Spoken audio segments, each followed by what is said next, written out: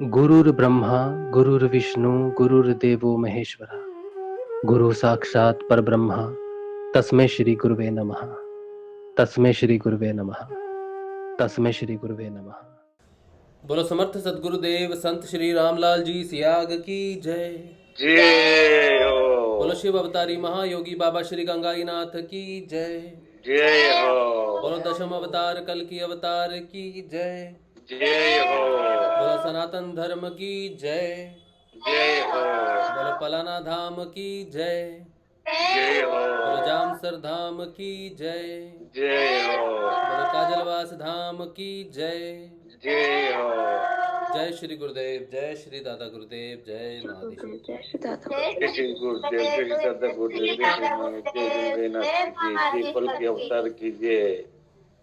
चलिए अब 7 बजे प्यारे श्री गुरुदेव रामलाल जी सियाग के सिद्ध योग से आने वाले परिवर्तन की बात करते हैं, सिद्ध योग की बात करेंगे, हमारे अनुभव जो परिवर्तन है वो बात कर सकते हैं, और जो साधना में जो प्रश्न उठते हैं उनकी बात कर सकते हैं। तो अगर किसी को कुछ बात करनी है तो बात कीजिए, किसी को कुछ बताना है तो बताइए।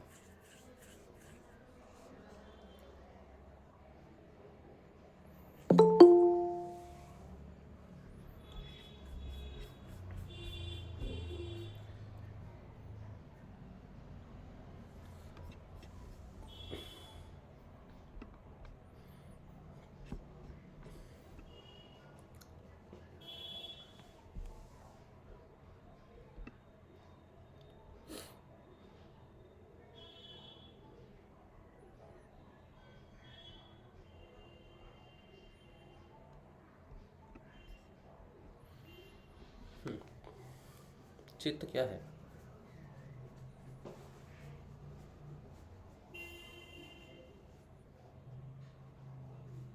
चित्त बुद्धि है। चित्त बहुत कुछ है, पर अभी इतना ही समझ लो कि चित्त बुद्धि है।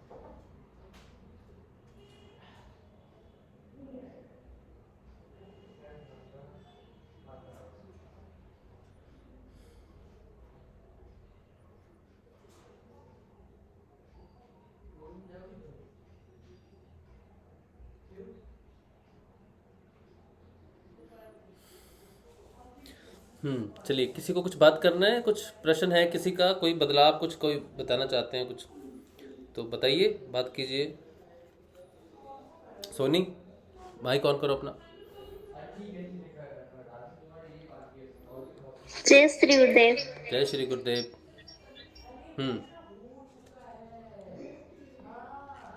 बोलो।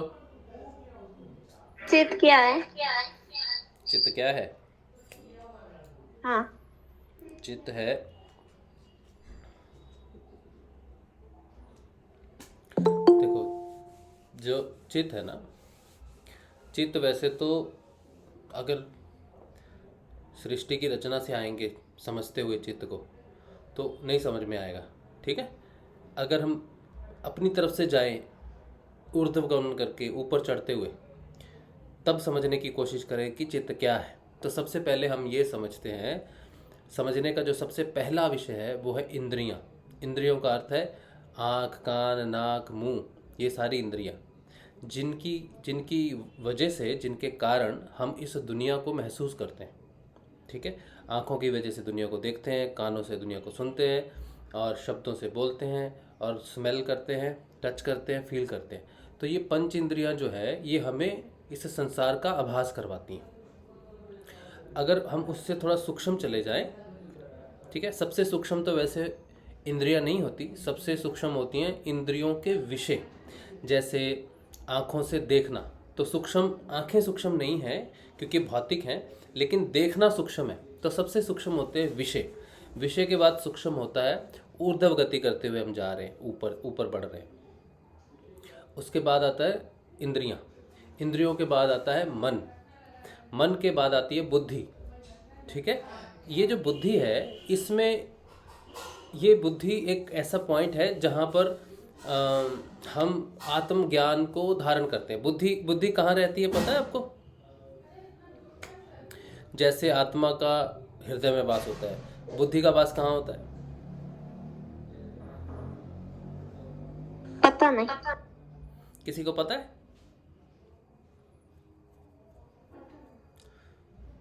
जब मिलेगी तब बताऊंगी।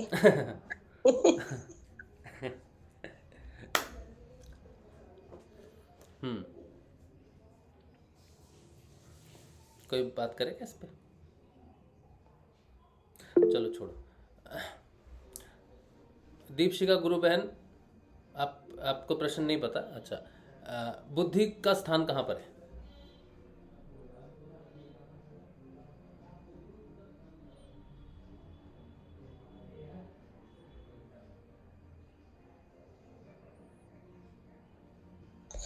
दिमाग में हो, सिर में होगा?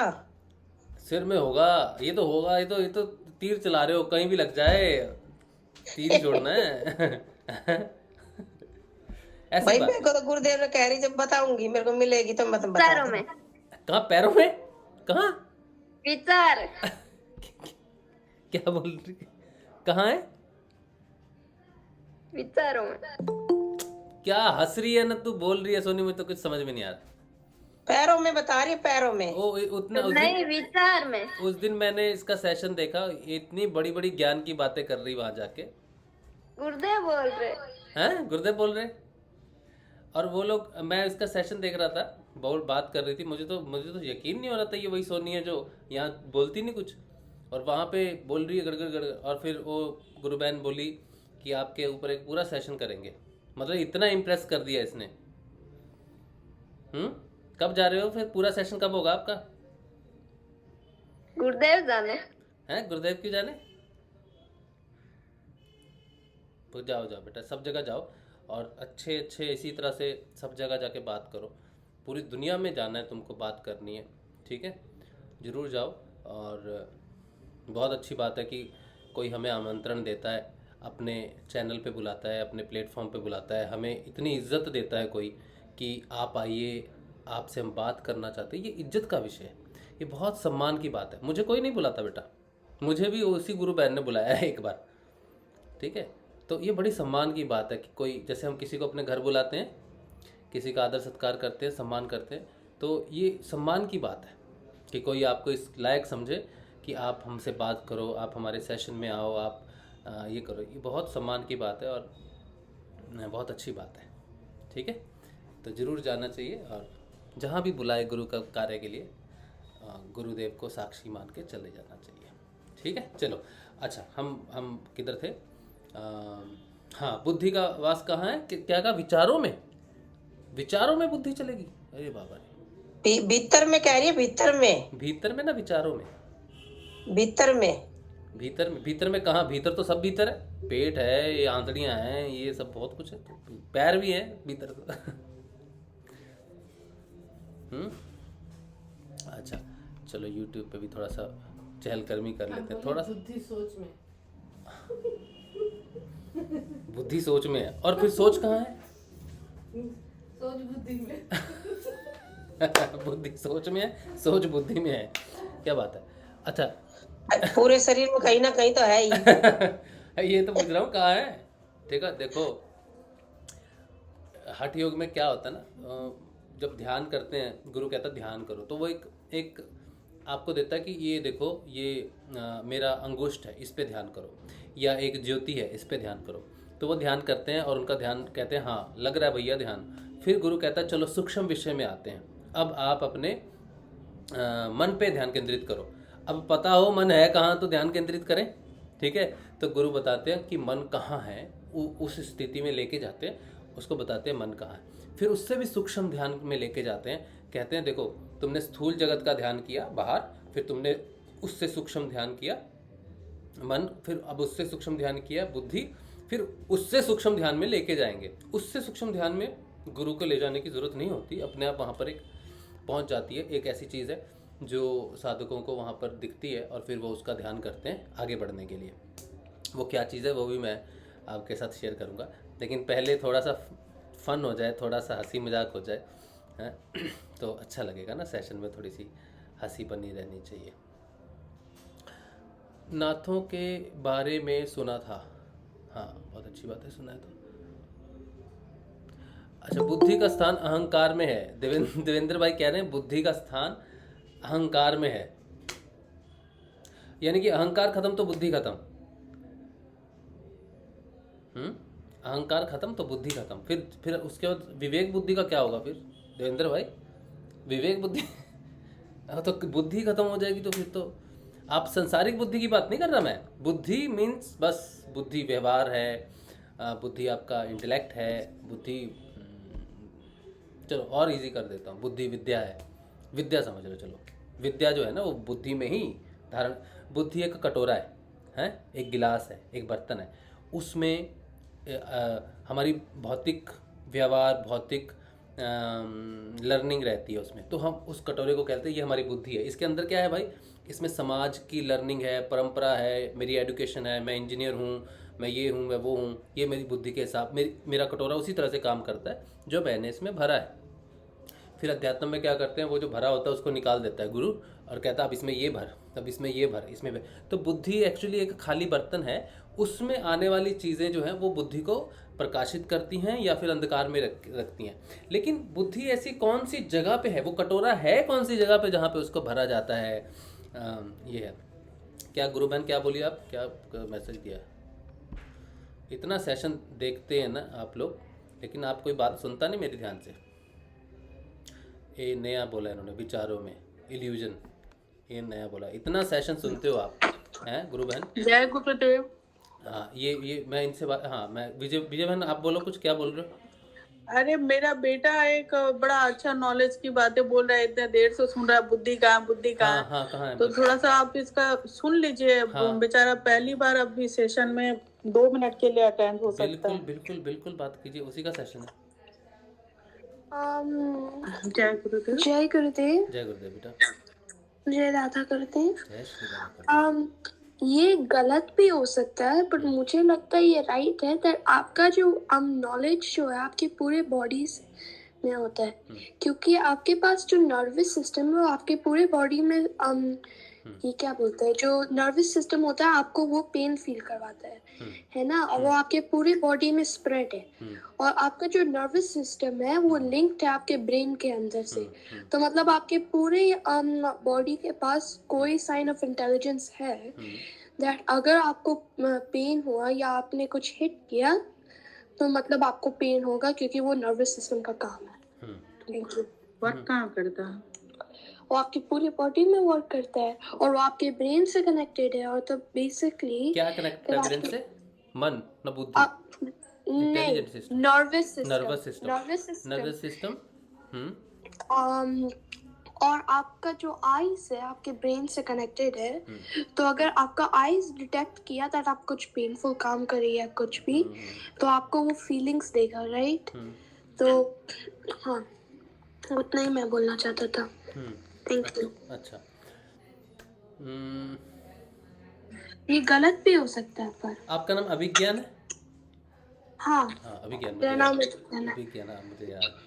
देखो लड़का विज्ञान की बात कर रहा है और इसके मम्मी पापा ने नाम भी इसका चुन के रखा है विज्ञान, है।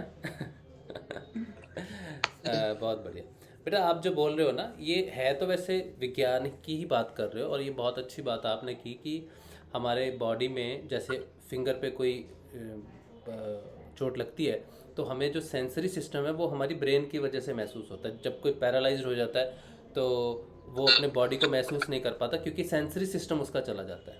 तो let's consider a person who is paralysed below neck, तो आप उसको कहोगे कि ये इसकी बुद्धि नहीं है इसके पास?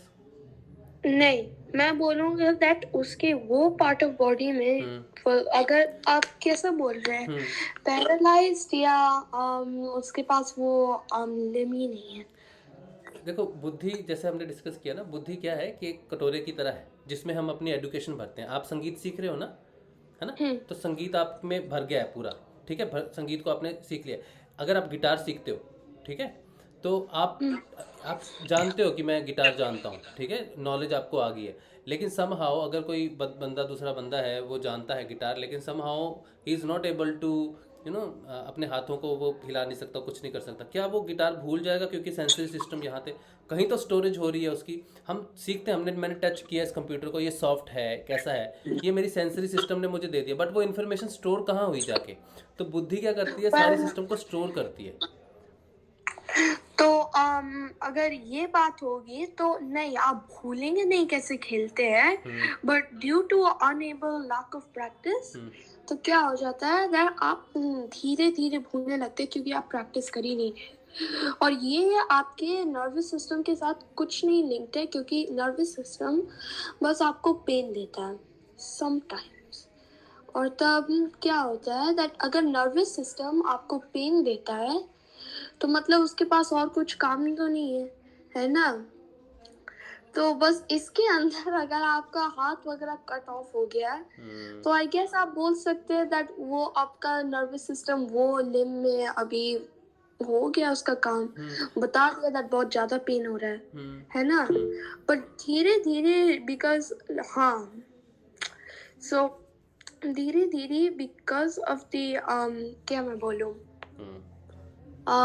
because of lack of practice of guitar music blah blah blah आपका थोड़ा थोड़ा भूलने लगेंगे बिकॉज ये चीज होता है, दो टाइप ऑफ मेमोरी होता है। चलो गिटार छोड़ दो, गिटार छोड़ दो, memory- एबीसीडी आपने आंखों से देखे लेटर्स कैसे होते हैं और कानों से सुना कि इसको प्रोनाउंस कैसे करते हैं, एंड क्या फिर आप भूल जाओगे अगर somehow somebody lose his eyesight, और will he forget the letters he learned because सालों जय गुरुदेव भैया। हाँ जी, जय श्री गुरुदेव कनिका। मैं सबको सरप्राइज देने वाली हूँ। हाँ, तू आज आई नहीं, मैं अभय से पूछ रहा था, आज कनिका का फोन नहीं आया, बोला दोपहर को आया था। चलिए गुरुदेव के दर्शन करते हैं। अभी ज्ञान हम इस बात पे बात करेंगे बेटा, ठीक है, और अभी क्या करते हैं कि गुरुदेव के दर्शन करते हैं। आपकी बात एक बार रोक दो ना। हाँ हाँ हाँ, गुरुदेव प्रथम है, सबसे प्रथम गुरुदेव है। जय श्री गुरुदेव। जय श्री गुरुदेव। आज मोहन जी का जन्मदिन है। हाँ। उनको बहुत बहुत बधाई हो। गुरुदेव उनको सदैव स्वस्थ बनाए रखें और दीर्घायु करें, ताकि ऐसे ही उनसे बात होती रहे और उनका मार्गदर्शन हमें प्राप्त होता रहे। एक्चुअली आज बर्थडे है, उनको कहो गुरुदेव से प्रार्थना करो वो गुस्सा कम करे। चलो अभी हम परिक्रमा कर रहे हैं गुरुदेव की, तो अपना अपना माइक हम सब क्लोज कर रहे हैं और अंतर्मन से प्रार्थना करते हैं, ठीक है।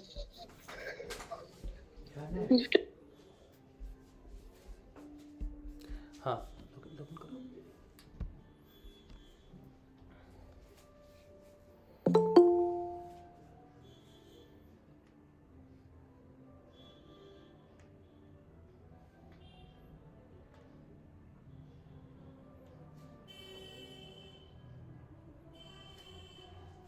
क्विकली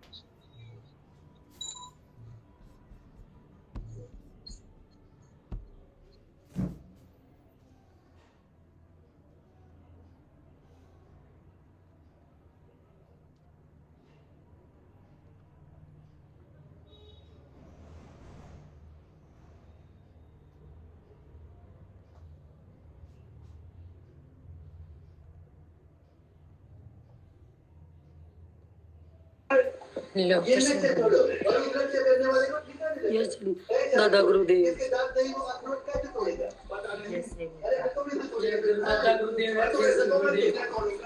बोलो जी बोलो समर्थ सदगुरुदेव संत श्री रामलाल जी सियाग की जय। बोलो शिव अवतारी महायोगी बाबा श्री गंगाई नाथ की जय। बोलो दशम अवतार कल की अवतार की जय। बोलो सनातन धर्म की जय। बोलो पलाना धाम की जय। रामसर धाम की जय। काजलवास धाम की जय। बोलो भगवान श्री कल की अवतार की जय। बोलो श्री गुरुदेव की जय। जय श्री गुरुदेव। जय श्री गुरुदेव। जय श्री गुरुदेव। जय श्री दादा गुरुदेव। जय माता। जय जगदीश्वरी। जय माता। ठीक है, ठीक है। कनिका, जय श्री गुरुदेव और मोहन जी को हम सब की तरफ से बहुत बहुत जन्मदिन की बधाई और शुभकामनाएं। हाँ हैप्पी बर्थडे अंकल। अंकल चले गए गाड़ी में, उनको ठंड लगने लग गई है। तभी तो कनिका इतनी हंस रही है, नहीं तो बेचारी चुप से रहती है। अंकल कहते हैं आपकी तरह टी शर्ट पहनी हुई है पापा, तब वो ठंड लगने लगी, चले गई गाड़ी में वो। हाँ ठीक है, ठीक है, ठीक है, ठीक आ है। रहे हैं, रुको भी आप। हाँ आप भी जाओ, ठीक है। चलिए, जय श्री गुरुदेव कनिका। सबको जय श्री गुरुदेव। आपको वहाँ पे आ रहे हैं, रुकना भी आप। अच्छा आ रहे हैं। एक मिनट। जय श्री कौन है छोटी बच्ची? गुरुदेव जय श्री गुरुदेव।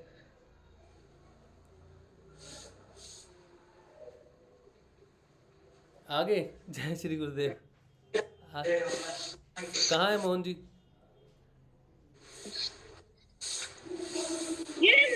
हाँ मोहन जी, आपको जन्मदिन, जय श्री गुरुदेव। आपको जन्मदिन की बहुत बहुत बहुत मुबारकबाद। हाँ ठीक भैया, सबको ये मुबारक। गुरुदेव आपको स्वस्थ बनाए रखें, आपका दीर्घायु करें आपको, ताकि आपका मार्गदर्शन हमें प्राप्त होता रहे। अरे भैया, गुरुदेव का मार्गदर्शन है, मेरे से कुछ नहीं होगा, गुरुदेव का ये करो मार्गदर्शन। हाँ ठीक है, बिल्कुल जय बिल्कुल। गुरुदेव। जय श्री गुरुदेव जी, जय श्री गुरुदेव। पापा को गुस्सा कम आए। गुस्सा ये जरूर करते। चलो बढ़िया, ठीक है, बढ़िया। जय आज तो बहुत अच्छे लग रहे, टी शर्ट पहनी गुरुदेव की आज उन्होंने। हाँ बर्थडे है ना, बर्थडे हुआ है। अच्छा बहुत बढ़िया, बहुत बढ़िया। चलिए पहले हमें सर्दियों में बोलते थे बर्थडे पे, अब खुद को बोल रहे हैं बर्थडे हुए। ठीक है, ठीक है। चलो तुम भी जाओ घर, ठंड हो गई वहां पे। चलो जय श्री गुरुदेव। जय श्री गुरुदेव। जय श्री गुरुदेव। चलो, ये प्यारी बच्ची कनिका और मोहन लाल जी, गुरुदेव के सुपुत्र मोहन लाल जी, इनका जन्मदिन है 26 जनवरी को। तो वो उनसे कुछ बात करो तो सब गुरुदेव, सब गुरुदेव। तो उनका भी समर्पण पूर्ण रूप से गुरुदेव पे है। गुरुदेव की तरह ही है वो बिल्कुल। उनका व्यवहार जो है बहुत अच्छा व्यवहार है। अच्छा चलिए, अब हम बात कर रहे थे अपने सत्संग में, आज बात कर रहे थे बुद्धि पर आज बात कर रहे थे। तो बुद्धि के बारे में हमें इनपुट्स मिली हैं आप सबकी, बहुत अच्छी अच्छी इनपुट्स हैं। और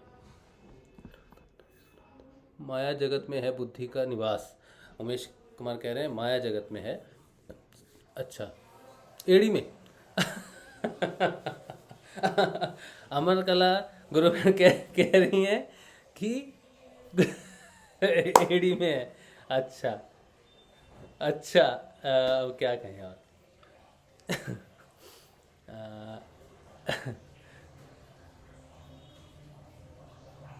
पार्टिसिपेट सबको करना चाहिए ना, ये अच्छी चीज़ है। इसमें कोई थोड़ी नंबरिंग सिस्टम है, कुछ भी ऐसा तो है नहीं, है ना। तो करना चाहिए, पार्टिसिपेट करना चाहिए।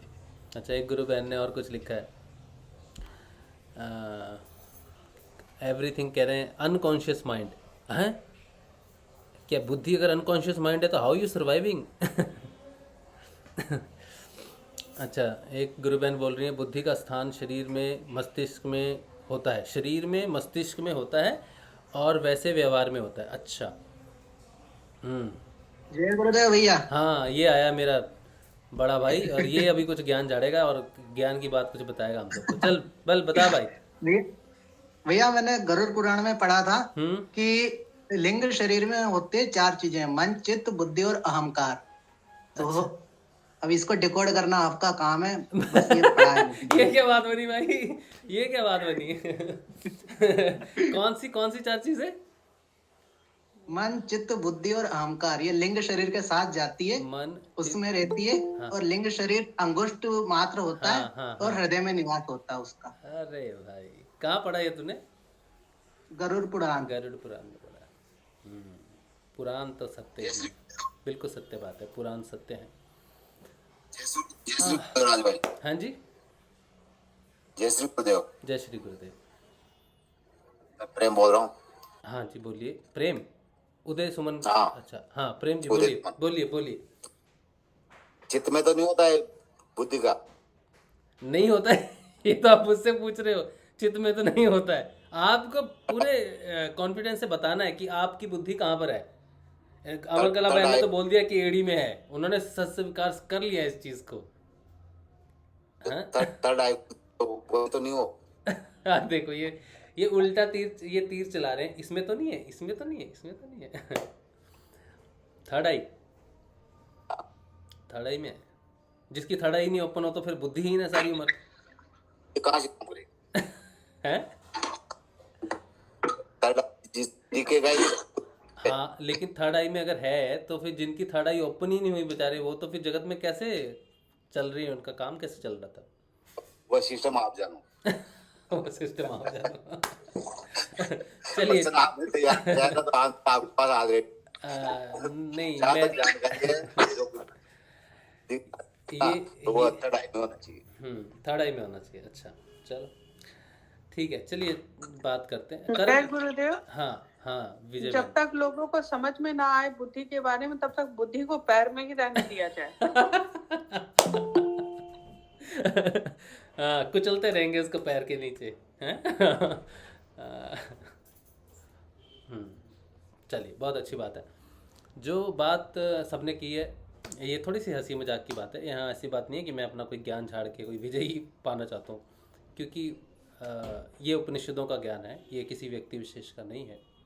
उपनिषदों में जैसे बताया जाता है, और अगर हमारे अभ्यास में आए, अगर हमारे साधना के पथ पे वो चीज़ हमें महसूस हो, तब हमें सच्चाई और भी अच्छी लगती है जान के कि जो उपनिषदों में लिखा है या फिर जो वेदों में लिखा है वो योग से ही प्राप्त होता है, क्योंकि हमें जो प्राप्त हो रहा है वो योग से प्राप्त हो रहा है, और वैसा ही उपनिषदों में लिखा है।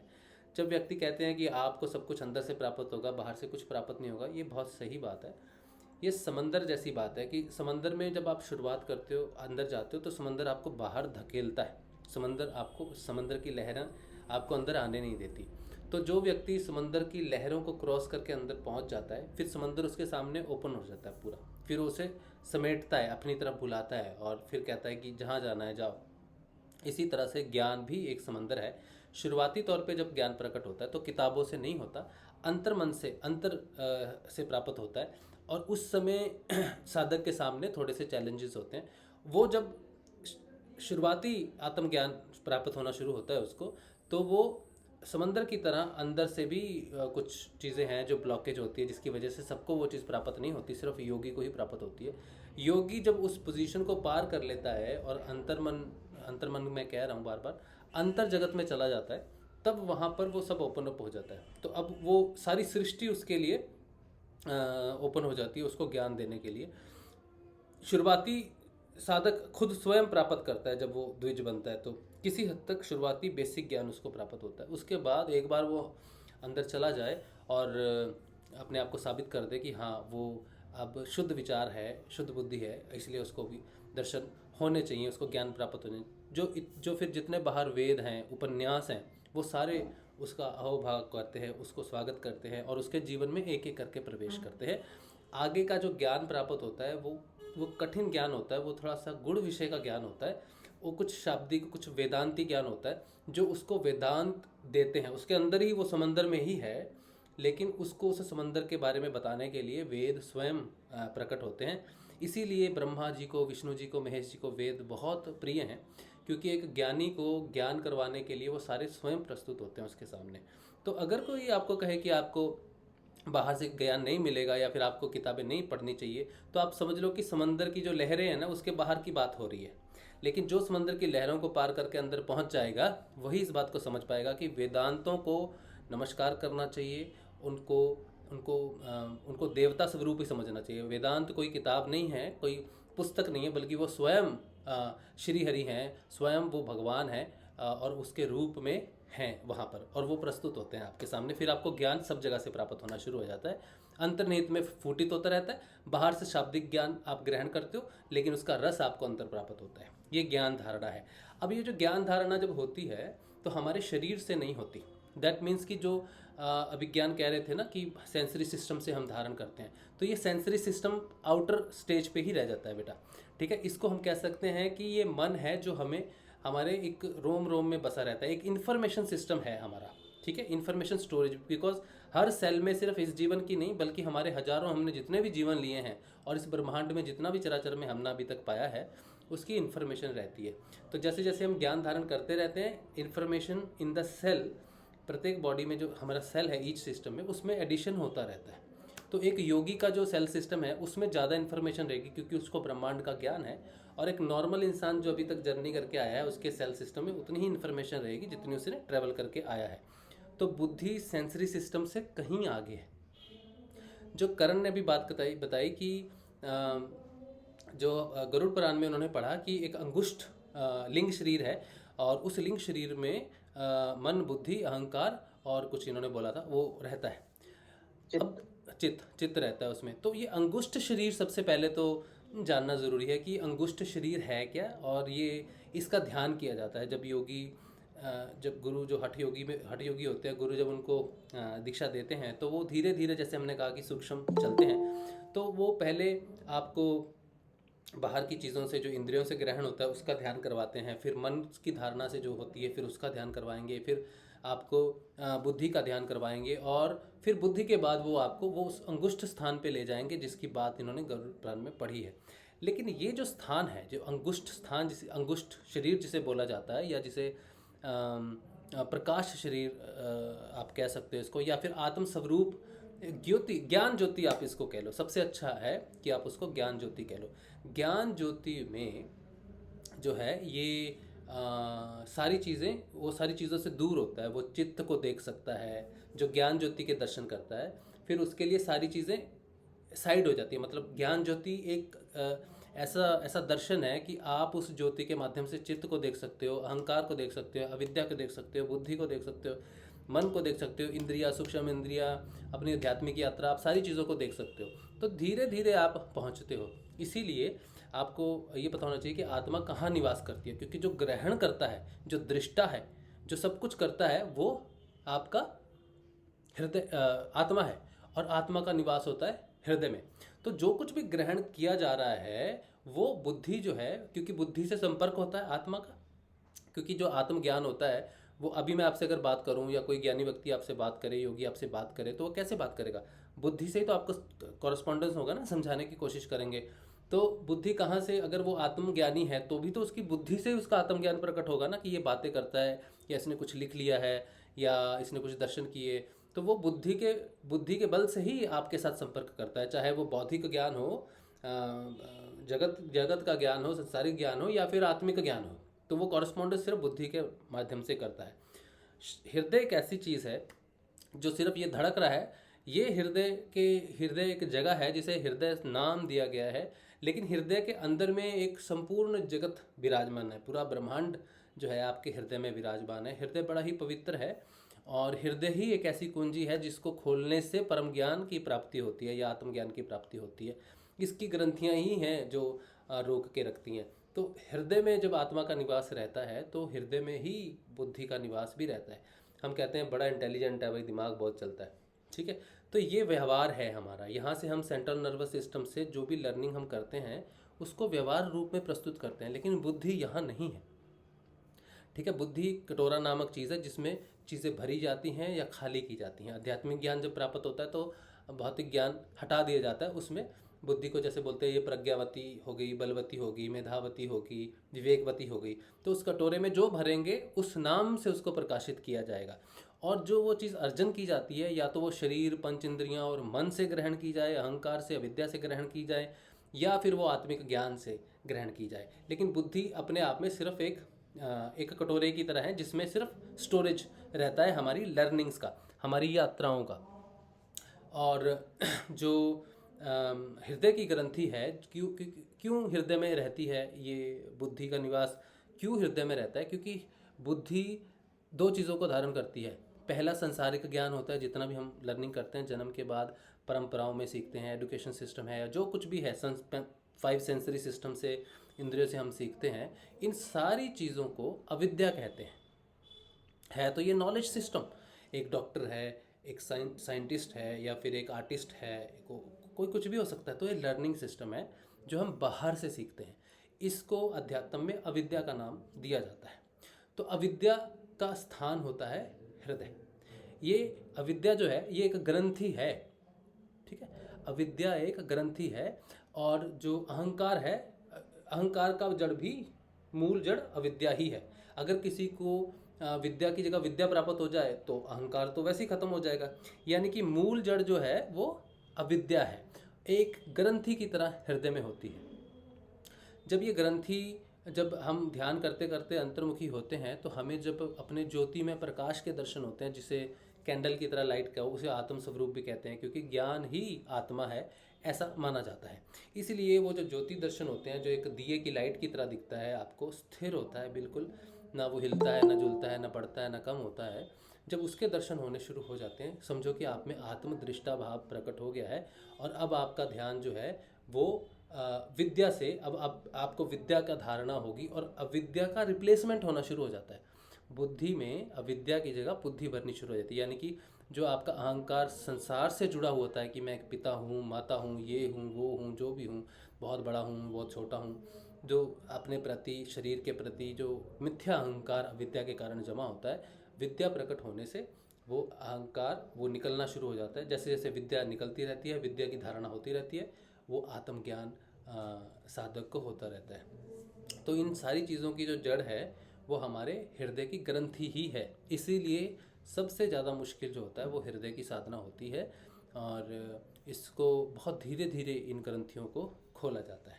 बाकी हमारा सेंसरी सिस्टम है, डेफिनेटली, जैसा बच्चा बोल रहा था विज्ञान कि हम बात करते हैं इधर से उधर, लेकिन ये और भी सूक्ष्म है, ये हमारे सेंसरी सिस्टम से भी ज़्यादा सूक्ष्म है। सेंसरी सिस्टम तो हमारे सिर्फ शरीर में काम करती है ना, लेकिन बुद्धि बहुत सूक्ष्म रूप से कार्य करती है, और जो विवेकवती बुद्धि है वो अति सूक्ष्म है। तो विवेकवान जो व्यक्ति होता है वो सारे सूक्ष्म विषयों को ग्रहण कर सकता है। नॉर्मल इंसान, जब हम बात करते हैं दुनिया में अपनी बुद्धि के हिसाब से बात करते हैं, तो हम सूक्ष्म विषय को ग्रहण नहीं करते, हम सिर्फ तर्क में रहते हैं कि जो हमने जाना है, जैसे एक अंधेरा है, एक उजाला है, उजाला होगा नहीं तो अंधेरा होगा, ये बुद्धि की समान भावना है। लेकिन ये सोच सिर्फ बुद्धि की है। अगर हम विवेकवान हो जाएं, या हमें उस ज्ञान का प्राप्ति हो, उस विद्या की प्राप्ति हो, तो हम जानेंगे कि जो कुछ भी हमने जाना या सुना वो ब्रह्मांड में व्यक्त रूप में हमारे सामने आता है। उजाला भी व्यक्त रूप में आता है और अंधेरा भी व्यक्त रूप में आता है। उससे भी अलग एक अव्यक्त स्थिति है, जिसको ना तो डिस्क्राइब किया जा सकता है, ना, कहते हैं ना भगवान नहीं था तो क्या था, ऐसे कई बार तर्क आते हैं। प्रकाश होगा तो प्रकाश भगवान के बिना कैसे आया, तो अंधेरा होगा, अंधेरा भगवान के बिना कैसे आया। ऐसी तर्क बुद्धियों में आपने कई बार पढ़े होंगे।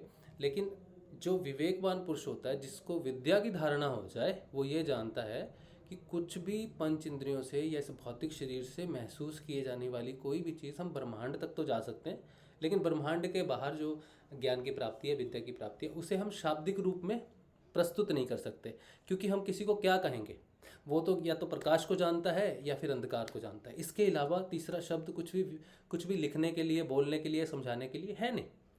तो विवेकवान व्यक्ति इन सूक्ष्म विषयों को धारण करता है और परमात्मा में अपनी आस्था रखता है, और अपने आप को हमेशा लर्निंग सिस्टम में रखता है कि हे ईश्वर, मेरी बुद्धि से परे, चाहे वो विवेकवान भी क्यों ना हो जाए, उससे भी परे तेरा एक जगत है जिसके बारे में बात करना या बात को समझना, इस भौतिक शरीर में रह के, इस बुद्धि के बल से हम शायद उस चीज़ को नहीं ग्रहण कर पाते। इसीलिए एक समय तक आपको ज्ञान की प्राप्ति होती है, और अंतिम सीढ़ी जो है, जो भगवान तक पहुंचती है, वो ज्ञान को उतार देने की है। मतलब जिस दिन ज्ञान इतना हो जाए कि इसको अब उतारने की ज़रूरत पड़ जाए, वो भारी पड़ने लग जाए, क्योंकि वो सूक्ष्म, इतना सूक्ष्म हो जाता है जिसको धारण नहीं किया जा सकता किसी भी प्रकार से, उस दिन बुद्धि का त्याग करना पड़ता है। और श्री हरि के चरणों में जब मनुष्य जाता है उस चीज़ को त्याग करके, तब उसे संपूर्ण ज्ञान की प्राप्ति होती है। तब इसीलिए बुद्धि का विषय अंतिम तक जाता है। सेंसरी सिस्टम तो बहुत इनिशियल सब्जेक्ट है, या फिर हम जो भी बातें जैसे भी समझते हैं वो चीज़ है। लेकिन हमें ये समझना है कि अगर आप किसी चीज़ को डिस्क्राइब कर रहे हो, चाहे वो आपका अहंकार है, चाहे आपका क्लेश है, कोई भी क्लेश इस दुनिया में है, जो पतंजलि अष्टांग योग में पंच क्लेश बताते हैं, फिर वो अलग अलग और भी विपत्तियां बताते हैं जो आती हैं, वो सारी की सारी जो है, उनकी जो जड़ है, उनकी जो माता है क्लेशों की, वो अविद्या ही है। और जैसे ही ज्ञान की प्राप्ति होती है, यानी कि विद्या की प्राप्ति होती है, तभी हमारे क्लेश दूर होते हैं, तभी हमारे संताप दूर होते हैं, तभी हमारे अहंकार दूर होते हैं। बिना ज्ञान के हम पहचान ही नहीं पाते कि हमारा अहंकार कहाँ कहाँ से हम पे हमला करता है।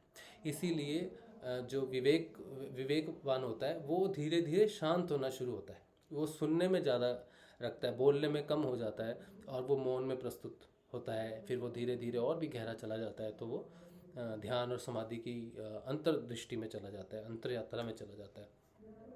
तो अगर आपको भौतिक, जो बहुत भौतिक चीज़ है बाहर, उसका भी असल ज्ञान चाहिए, तो आपको वो ज्योति में, प्रकाश में परिवर्तित होना पड़ेगा, क्योंकि उसके बाद ध्यान करने के लिए कुछ रहता नहीं। बहुत सूक्ष्म में जब जाते हो तो ध्यान करने के लिए कुछ रहता नहीं, तो फिर सब्जेक्ट अंदर से प्रकट होता है। बुद्ध ने अपने शिष्य को, आनंद को कहा था कि आपो दीपो भवा, कि अब अपना दीप तुम खुद बनो, अपना ज्ञान अब तुम प्रस्तुत करो। अभी तक तो मैंने अपने ज्ञान से तुम्हारी मदद की है, अब मैं शरीर छोड़ के जा रहा हूँ, तो अब तुम्हारी मदद जो है वो तुम स्वयं करो, इसलिए आपो दीपो भवा।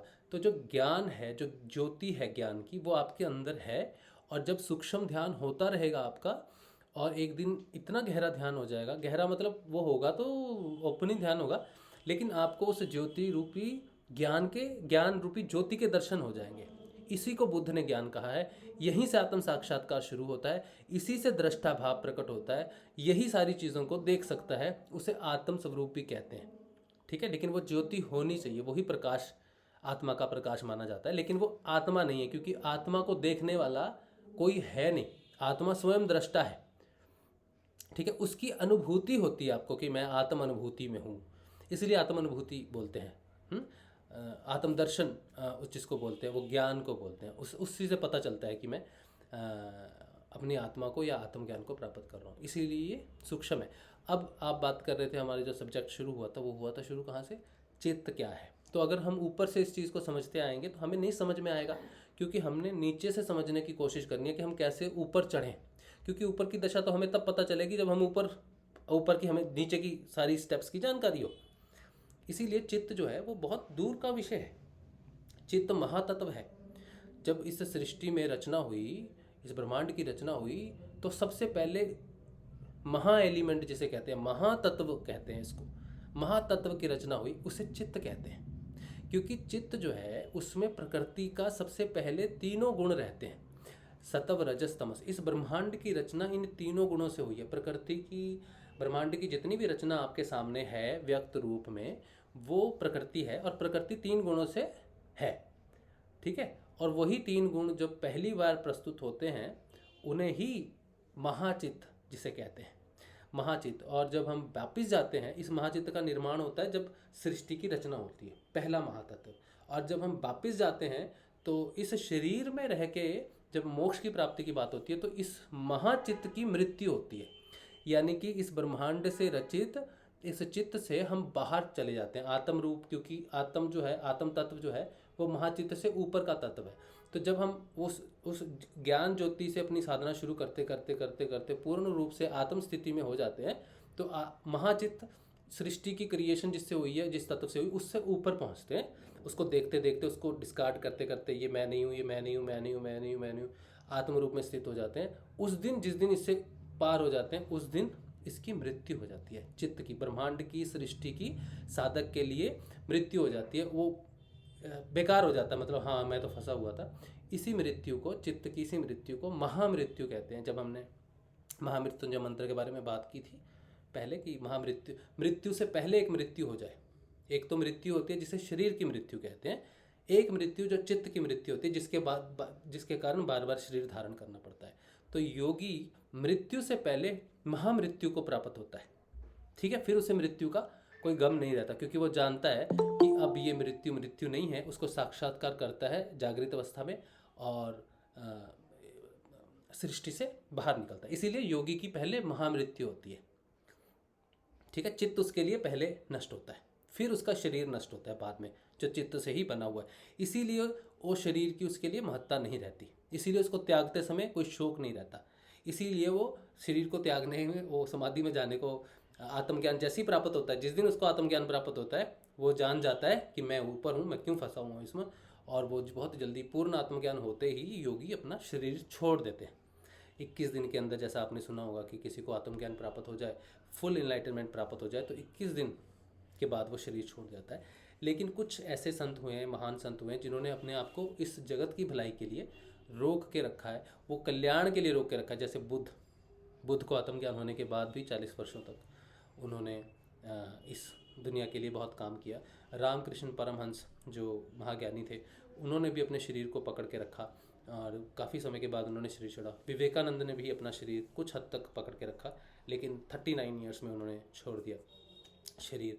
गुरुदेव को जब भी आत्म अनुभूति हुई, गुलाबी पर्दे वाली अगर आप देखो तो गुलाबी पर्दे की एक अनुभूति है, जहाँ पर उन्होंने चित्त को देखा था ऊपर से, आत्म भाव में स्वरूप स्थित होकर देखा। तो उन्होंने कहा था यही तो हम चाहते हैं। तो श्री गंगाईनाथ जी का उनको जो आदेश हुआ कि ये अभी नहीं हटेगा, क्योंकि तुझे संसार में रह के बहुत सारे कार्य करने हैं, सही समय आने पर ये पर्दा अपने आप हट जाएगा। तो वो छोटा सा एक पर्दा, एक बंधन, किसी भी प्रकार का एक मोह योगी अपने आप को डाल के रखता है। जैसे परमहंस जी को बोला था, रामकृष्ण परमहंस को उनकी बीवी ने पूछा था, तो जब भी लोग आते थे उनसे मिलने के लिए, तो रामकृष्ण हंस बात करते थे, और जब भी खाना बनता था किचन में तो भाग के किचन में चले जाते थे। तो माँ शारदा ने कहा, कैसे व्यक्ति हो तुम, तुम्हें लोग भगवान मानते और तुम किचन में भागते हो, खाना बनता है तो तुम खाने के पीछे, वो बोलेंगे ये कैसा भगवान है जो खाने के पीछे भाग रहा है। तो उन्होंने माँ शारदा से कहा कि मैंने अपने आप को रोका हुआ है, इस मोह में रखा हुआ है। जिस दिन मैंने 3 दिन खाना नहीं खाया, ये तुम जिस दिन मेरे लिए थाली लाओगे खाने की और मैं खाने को अपने हाथ से दूर कर दूंगा, उस दिन समझना उसके 3 दिन बाद मैं अपने शरीर को छोड़ दूंगा। तो ये बात जब माँ शारदा ने सुनी, तो उस समय तो उन्होंने गंभीर रोगी सुनी थी, और जब अंत समय में उन्होंने शरीर त्यागना था तो माँ शारदा उनके लिए खाना लाई और उन्होंने अपने हाथ से खाना दूर कर दिया था। फिर माँ शारदा रोएगी और क्या करेगी, तो माँ शारदा रोई कि अब 3 दिन ही ठाकुर रहेंगे। तो उन्होंने कहा कि क्यों, तो उन्होंने कहा रोने की बात नहीं है, ये सिर्फ एक मोह था, कुछ कार्य के लिए मैं रुका था, तो वो कार्य मेरा हो गया है, अब मुझे जाना है। और जब वो चले गए थे, जब उन्होंने शरीर छोड़ा था, तब उसके बाद किसी ने माँ शारदा को कहा कि अपनी चूड़ियाँ तोड़ दो, अपनी बिंदी हटा दो, क्योंकि अब तुम सुहागिन नहीं हो। तो उन्होंने जैसे ही अपनी चूड़ी तोड़ने की कोशिश की थी, तो रामकृष्ण परमहंस उनके सामने आए। उन्होंने कहा, तुम ये क्या कर रही हो, तुम ये समझती हो कि मैं मर गया, ठीक है। तो जिस रूप में मैं हूँ, मैं जो हूँ, मैं कभी मरता नहीं हूँ, ठीक है। इसीलिए तुम्हें यह कभी भाव आना नहीं चाहिए कि मैं मर गया हूँ और तुम उन स्त्रियों की तरह अपना जीवन व्यतीत करो जो बिना पति के करती हैं। तो मेरा और तेरा तो संबंध इस शरीर का नहीं है, हम शरीर से कहीं आगे हैं, ऊपर हैं, तो हमारी स्थिति है। तो माँ शारदा को उनके दर्शन हुए थे। बिना, यही होता परमात्मा, जिसे शरीर की ज़रूरत नहीं होती और वो हमेशा रहता है। एक बार किसी ने बड़े ही गलत रूप से, गलत ढंग से मुझसे एक प्रश्न पूछा था यूट्यूब पे। उन्होंने गुरु माँ के बारे में कुछ ऐसी टिप्पणी की थी जो सुनने में ही बड़ी गलत सी लगती है, उनके शब्द भी बहुत गलत थे। था तो किसी गुरु बहन का आईडी या किसका आईडी था मुझे नहीं पता, लेकिन उसका प्रश्न बिल्कुल ऐसा ही था कि गुरुदेव अगर चले गए तो माँ इस दुनिया में कुछ और भी कुछ लिखा था जो मेरी हिम्मत नहीं हो रही इसको बोलने की, माँ इस दुनिया में है। तो मैंने उनको कोई भी जवाब नहीं दिया, क्योंकि कहीं जगह पर आपको जवाब ना देना ही उचित होता है। जो व्यक्ति अंधकार में है, वो जब प्रश्न पूछता है ना, तो वो एक्चुअली वो उजाले में आना ही नहीं चाहता। उसके प्रश्न पूछने का ढंग यही होता है कि उसको अंधकार में ही रहना चाहिए, क्योंकि अगर उस पर प्रकाश की रोशनी डालेंगे भी तो कहीं उस रोशनी से वो अंधा ही ना हो जाए। तो प्रकाश की रोशनी कई बार अंधा भी कर देती है। तो जो ऐसे व्यक्ति होते हैं जो ज्ञान को सिर्फ इसलिए धारण करना चाहते हैं कि वो उपहास करना चाहते हैं किसी चीज़ का, ऐसे व्यक्तियों के सामने कभी भी ज्ञान प्रकट नहीं करना चाहिए अगर आपको ज्ञान हो भी जाए। क्योंकि ऐसे व्यक्तियों के सामने अगर आप ज्ञान प्रकट भी करोगे तो या तो वो अंध हो जाएंगे, वो फिर ना इधर के रहेंगे ना उधर के रहेंगे, उनके जीवन में हानि ही होगी। हालांकि वो हंसेंगे, समझेंगे नहीं, लेकिन वो ज्ञान का प्रकाश जो है वो उसके अंधकार में उसे हमेशा सताता रहेगा। जिस चैन से वो अंधकार में रह रहे थे, अब वो प्रकाश उन्हें रहने नहीं देता, तो वो ना ज्ञान को धारण कर पाते हैं और ना प्रकाश को सहन कर पाते हैं। इसीलिए किसी ऐसे व्यक्ति के सामने इस चीज़ को प्रस्तुत नहीं करना चाहिए। तो ये जो कुछ दिन पहले कनिका ने भी सवाल पूछे थे कि गुरुदेव जो हैं वो जाने के बाद उनकी आंखों में आंसू थे। मैंने उन्हें यही कहा था कि गुरुदेव को अगर तो आप अपने दादाजी समझते हो तो नहीं, वो वैसे नहीं हैं कि हमें वो आत्मज्ञान दें और खुद अंत में अश्रु बहाए, क्योंकि उन्होंने वो सुख और दुख से ऊपर थे, वो किसी भी बंधन से किसी भी मोह से ऊपर थे। उनकी आँखों में जो अश्रु थे वो एक ऐसे अश्रु थे कि मैंने अपने पुत्रों को, मैंने इस जगत के लिए वो कार्य कर दिया है जिसके लिए मेरा जन्म हुआ था। मैं अपने सब पुत्रों को आशीर्वाद दे के जा रहा हूँ और ये मेरा एक परिवार है। तो अगर उनके आंसू देखे भी आंखों में तो वो इस जगत के परिवार, क्योंकि उनका जो सूत्र था, उन्होंने जो हमें सूत्र दिया वो था सर्व खलविदम ब्रह्म का। वो गुरुदेव थे, वो महान थे, और वो जब इस जगत से अपनी देह छोड़ रहे हैं तो वो अपने परिवार को सीमित नहीं कर सकते, वो अंत क्षणों को इतना सीमित नहीं कर सकते। वो भगवान है, इसीलिए उन्होंने सारा जगत उनका परिवार है। सर्व खलविदम ब्रह्म का अर्थ है ये पूरा संसार मेरा परिवार है।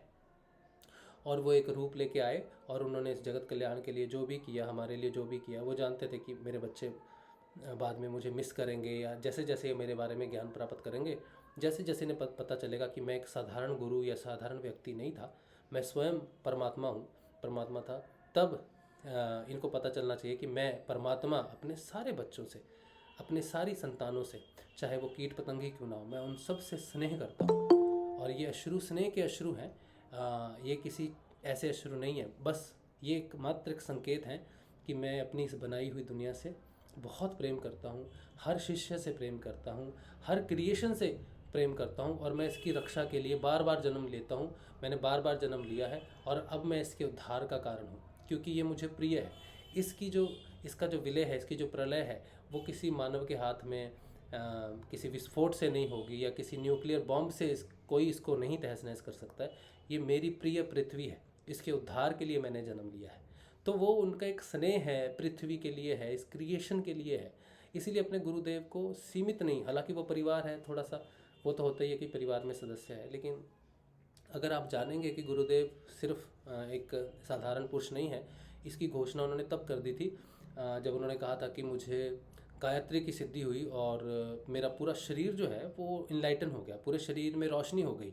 तो अब मुझ पे तामसिकता का कोई प्रभाव नहीं है, क्योंकि अब ये वो शरीर नहीं रहा जो पहले था, अब ये इनलाइटेंड शरीर है। तो उनका कहने का अर्थ था कि मैं इस शरीर में दिख तो रहा हूँ, लेकिन मेरी जो व्यक्ति है, मेरी जो चेतना है, वो इनलाइटेंड है, निर्गुण निराकार सबसे ऊपर की लेयर है।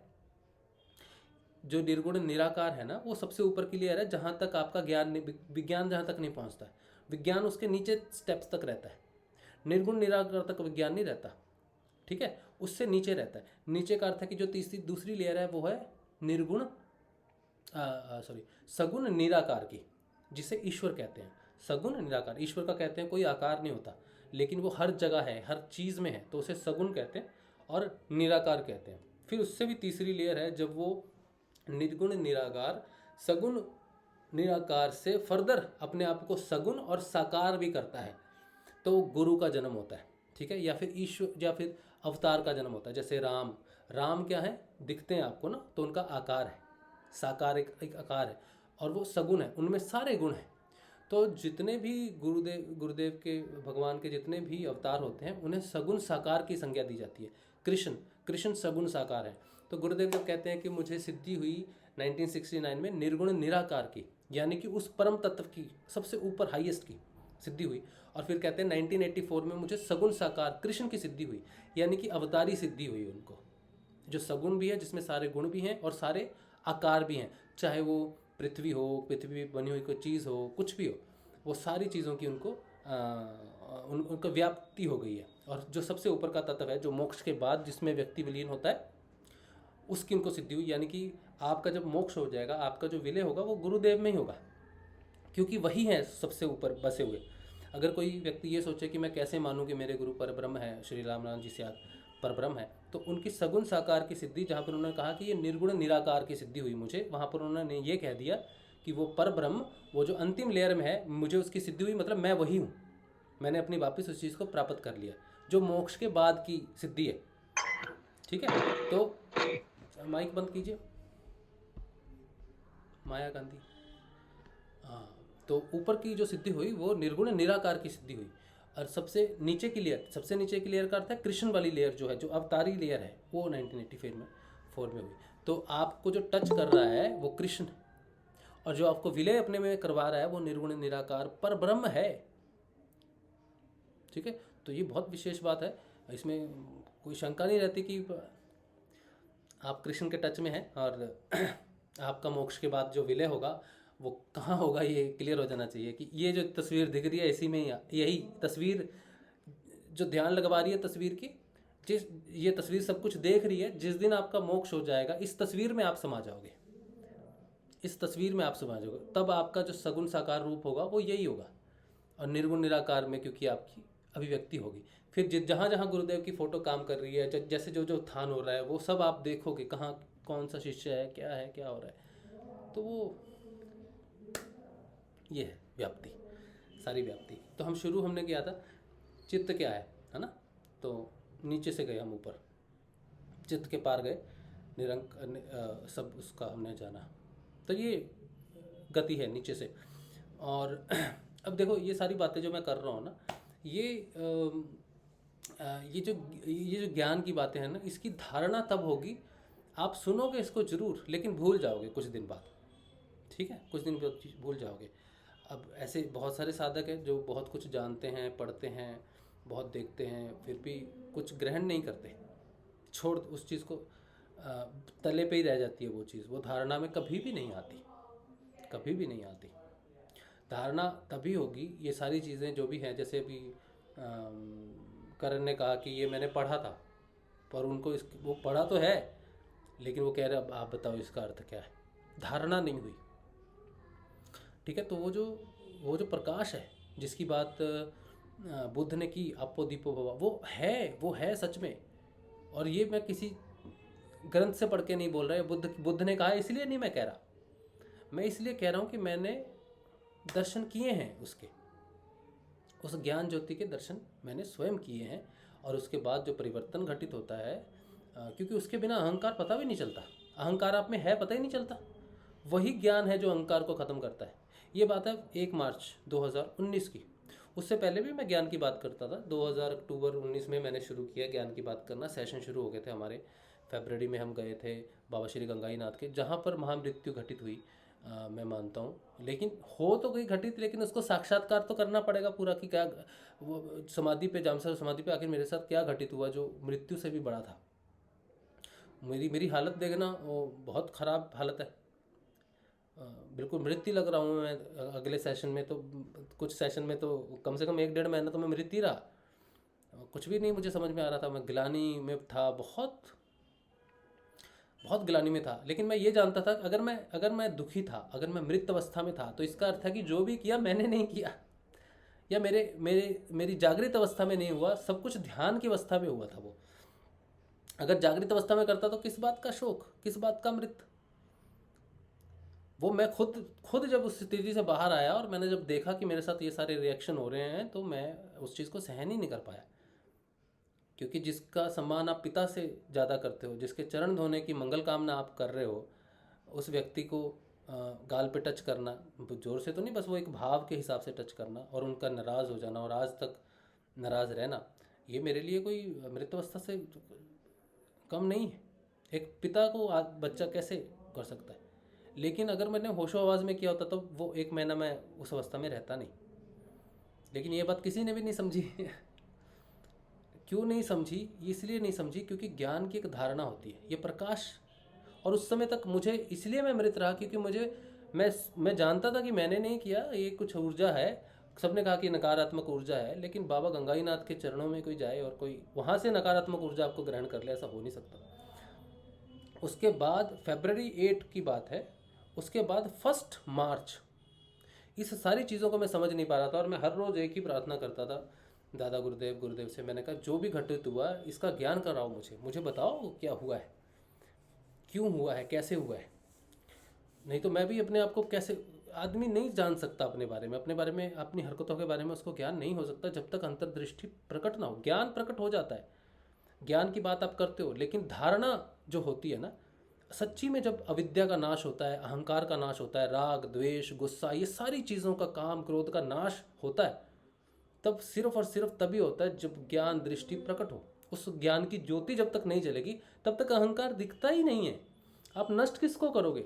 मैं तलवार लेके यहाँ घूमता रहूँगा, इधर होगा अहंकार, इधर होगा तो थोड़ी नष्ट हो जाएगा। वो दिखना चाहिए कहाँ है। और वो ज्ञान प्रकाश जब होता है तभी उसके माध्यम से दिखता है कि हाँ वो अच्छा ये चीज़ थी। 1 मार्च को शाम के ध्यान में मुझे, आप चाहे वीडियो देख लेना 1 मार्च 2020 का, उस दिन मैंने बोला भी था कि मुझे आज क्या क्या दिखा है 1 मार्च के ध्यान में। तो उसके बाद वो जब प्रकट हुआ ना, उसके बाद मुझे धीरे धीरे पता चलना शुरू हुआ कि ये हुआ क्या है। आज मैं पूर्ण रूप से उस चीज़ से मुक्त हूँ जो घटित हुआ बाबा श्री गंगाईनाथ जी की समाधि पे। अब मैं पूर्ण रूप से मुक्त हूँ और मैं अब देख सकता हूँ उस चीज़ को, ठीक है। और मैं उनको भी देख सकता हूँ जिनके साथ घटित हुआ, वो किस स्थिति में है, इसको मैं देख सकता हूँ। उनकी बातों को अगर मैं सुनूं या उनके व्यवहार मेरे प्रति मैं देखूं तो मैं जानता हूं कि जिस व्यवहार में मैं था या जिस चीज़ में था, मुझे गुरुदेव ने निकाला वहाँ से। और इक्वली मौका था, उनके पास भी इक्वली मौका था। उस चीज़ को अगर वो अपने व्यवहार में नहीं लेते और उस चीज़ से क्षमा में लेते, जैसे मैंने, अब ये बात आप सब नहीं जानते होंगे, जो भी वहाँ घटित हुआ उसके बाद मैंने उनसे क्षमा जिस तरह से मांगी, शायद ही इतिहास में किसी ने ऐसे मांगी हो। मैंने अपने अश्रुओं से उनके पैर धोए। उसका भी वीडियो है, वो शेयर नहीं करते हम, बना के रखा हुआ है जब हम गए थे। वो दिखेगा भी कैसे, मेरे पैर उनके चरणों में है माता, और मैंने अपने अश्रुओं से उनके पैर धोए हैं। कोई व्यक्ति अगर जानबूझ के गलती करे तो वो किसी के अश्रुओं से तो पैर नहीं धोएगा, लेकिन अगर किसी को इतनी गलानी दे दी जाए कि तुमने किया है, हालांकि वो आसपास के लोगों ने भरा सबने मेरे में कि तेरे अंदर नेगेटिविटी है, तुमने ये किया वो किया, ये किया वो किया। जिसके अंदर नेगेटिविटी हो वो किसी के चरण धोएगा, अश्रुओं से नहीं धोएगा। और मुझे इस बात में कोई संकोच नहीं आता किसी के बारे में कहने का कि जो मेरे सबसे करीब होने का दावा करते थे उन्होंने ही गलानी भरी मुझको, जिनके लिए मैं गया वहाँ पर उन्होंने गिलानी भरी मेरे अंदर, ये नेगेटिव है, स्वार्थी है, ये सब है। और मैंने जितना मैं प्रायश्चित कर सकता था उस चीज़ का, अज्ञानता में मैंने प्रायश्चित किया। तो मैंने और क्या कर सकता था। मैं जब यहाँ से गया था कलकत्ते से, तो मैंने सोचा था गुरुदेव के चरण नहीं धो पाया तो उनके ज़रूर दूंगा, ठीक है, आते समय। तो गुरुदेव ने ये बात भी सुन के रखी हुई थी, ठीक है, लेकिन आते समय मुझे वही मौका मिला तो मैंने अश्रुओं से दोनों चरण, तो इससे ज़्यादा मैं क्या कर सकता हूँ। इसके बाद भी अगर कोई व्यक्ति मेरे से घृणा करे या कुछ भी करे तो फिर वो अहंकार हो गया, अविद्या हो गई कि वो बाबा गंगाईनाथ जी को पूजते तो बहुत है, लेकिन उनके चमत्कार की शक्ति को जानते नहीं, उनके ज्ञान धारण ऐसे होता भी नहीं। चित्त की मृत्यु ही अहंकार को मारती है। उसके बाद मैंने अपने आप को देखना शुरू किया कि अब अहंकार करने का कोई रीज़न रहता नहीं, अब किसी चीज़ का अहंकार किया नहीं जा सकता।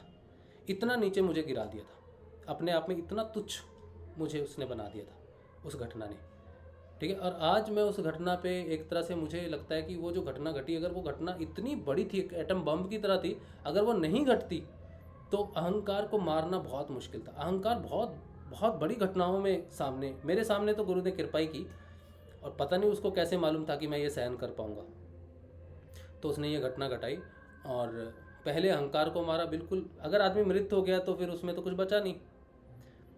आदमी जीवित रहता है ना अहंकार की वजह से, कि मैं अवशेष हूँ, मैं खास हूँ, मैं ये हूँ, वो हूँ, ये हूँ, ठीक है। जब वो मृत हो जाता है तो उसमें कुछ नहीं बचता। लेकिन शरीर का मृत होना और चित्त का मृत होना तो अलग बातें हैं। सिर्फ गुरु ही चित्त की मृत्यु कर सकता है। और फिर उसके जब मैंने लगातार प्रार्थना की है गुरुदेव से, लगातार, कि मुझे बताओ क्या है, क्यों है, फिर वो ज्योति प्रकट हुई है 1 मार्च को। उसके बाद ही मुझे पता चलना शुरू हुआ कि बहुत सारे सूक्ष्म चीज़ें हैं जो मेरे सामने प्रस्तुत हुई, लेकिन मैं बात नहीं करता। वो इसलिए नहीं करता कि अगर मैं बात करूं इस चीज़ की तो किससे करूं, क्या जब मैं कहता हूँ सूक्ष्म चीज़ें पूछो या अध्यात्म के बारे में कुछ पूछो, तो मैं चाहता हूँ कि कोई ऐसी बात पूछे जो सच्ची में हम बहुत सूक्ष्म में जाके उस चीज़ की बात करें या सूक्ष्म में उस चीज़ की बात करें। लेकिन हम लोग अभी सिर्फ वहीं फंसे हुए हैं कि ध्यान क्या है। और एक व्यक्ति तो मुझे कॉन्टीन्यूसली अब्यूज़ करता था, गालियाँ देता था कि यूट्यूब पे कि तुमने ये किया, तुमने वो किया, ये किया, वो किया। तो मैंने उन्हें कहा तुम मेरा ध्यान कर रहे हो, तुम मेरा अध्ययन कर रहे हो या खुद का अध्ययन कर रहे हो? अगर तुम्हें अध्ययन करने का इतना ही शौक है तो दुनिया में बहुत सारे लोग हैं जो गलतियां करते हैं। ऐसे तो तुम्हारा सारा जीवन दूसरों की गलतियों देखने में ही बीत जाएगा। स्वयं का अध्ययन करो, कौन क्या कर रहा है इसके विषय में हमें नहीं जानना। ये अध्ययन का विषय नहीं है कि दूसरे व्यक्ति ने क्या किया। आपने किसी चीज़ को सुना, आपने जाना, ठीक है, ओके, अपने अपनी राय बना ली। और एक व्यक्ति अपनी राय से मुक्त होता है हमेशा। बड़े बड़े जो ज्ञानी अपने आप को ज्ञानी कहते हैं, उनके भी विचार जब सामने उस समय आए तो पता चला कि खोखले हैं, सिर्फ ज्ञान की बातें करते हैं, लेकिन है नहीं। क्योंकि ज्ञान बातें करने से नहीं आता, या फिर आपको कोई अनुभूति के बारे में पता चल गया या आपने कुछ देख लिया, ध्यान में कुछ देख लिया, वो ज्ञान नहीं है, एब्सोल्युटली नॉट। कोई भी दर्शन आप करते हो ना ध्यान के अंदर, बड़े बड़े दर्शन कर लिया आपने, वो ज्ञान नहीं है, वो आपकी एक अनुभूति है जो आपको अध्यात्म में प्राप्त हुई है। सच्ची अनुभूतियाँ भी होती हैं, अध्यात्म अनुभूतियाँ, लेकिन उसका तात्पर्य ज्ञान से नहीं है। ज्ञान का तात्पर्य सिर्फ और सिर्फ आपके व्यवहार से, आपकी क्षमा से, आपकी दया से। आप जहाँ पर खड़े रहते हो वहाँ पर प्रकाश होता है कि नहीं होता है? आपकी वजह से दुनिया में अंधकार मिट रहा है कि नहीं मिट रहा है? तब आप प्रकाश हो, तब आप ज्ञान हो। और किसी चीज़ से ये साबित नहीं हो सकता, सिर्फ और सिर्फ इंसान का व्यवहार ही है। और एक सच्चा ज्ञान विद्यार्थी जो है वो हमेशा क्षमाशील रहता है। वो इसलिए रेडी रहता है कि अगर कोई व्यक्ति उससे मिल जाए ऐसा जिसका ज्ञान उससे बढ़कर है, तो वो एक क्षण नहीं लगाएगा इस बात को धारण करने के लिए कि हाँ मैं इसको ऐसे समझता था, ये ऐसे चीज़ है। वो सच्चा ज्ञान विद्यार्थी है जो झुका हुआ है। क्या कहते हैं ना, झुके हुए पेड़ पे ही फल लेते हैं। असली ज्ञानी व्यक्ति तर्क नहीं करते, वितर्क नहीं करते। पहले जगत में क्या होते थे, वो 2 पंडित आपस में तर्क वितर्क करते थे, ज्ञान तर्क करते थे। जिसकी बात कौन था, अष्टावक्र के पिताजी जिस जमाने में थे वो तर्क करते थे, ज्ञानी नहीं थे वो। अष्टावक्र ज्ञानी थे इसलिए तर्क नहीं करते थे, इसीलिए तर्क की समस्या उन्होंने खत्म की। तर्क करने पे जो हारता था उसको जल समाधि लेनी पड़ती थी। लेकिन जब अष्टावक्र ने तर्क किए तो उनको पता था कि ज्ञान विजय और विजय का अर्थ नहीं है। ज्ञान से विजय पाने नहीं, ज्ञान से कोई विजय पाने के लिए ज्ञान नहीं होता। जो जिससे विजय पाई जाए वो ज्ञान नहीं।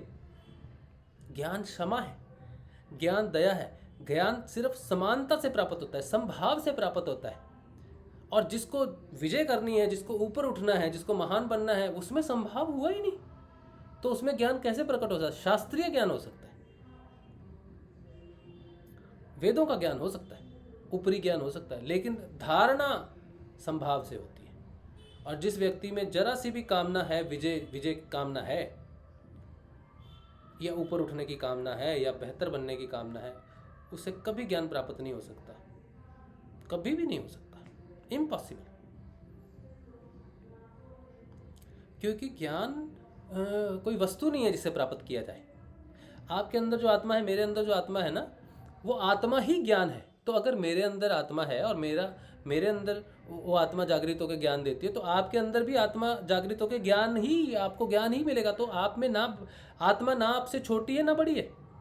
तो अगर आत्मा ज्ञान है तो आत्मा दूसरी आत्मा से बड़ी कैसे हुई? एक आत्मा दूसरी आत्मा पे विजय कैसे प्राप्त कर सकती है? या एक आत्मा दूसरी आत्मा को कैसे कह सकती है कि तुम जल समाधि ले लो? वो तो शरीर हुआ, तब वो तो शरीर की विजय, और आत्मा का ज्ञान शरीर पे विजय पाने के लिए तो हो ही नहीं सकता। आत्मा का ज्ञान स्वयं शरीर से ऊपर उठने का ज्ञान है। इसीलिए आज तक जितने भी तर्क वितर्क हुए हैं, आज तक जितने भी ज्ञानी पंडितों ने कहा कि हम ज्ञानी हैं या हम ये हैं वो हैं, उनको कभी ज्ञान प्राप्त हुई नहीं हुआ। ये तो घटना ही बड़ी विचित्र है। ये तो अलग घटना है।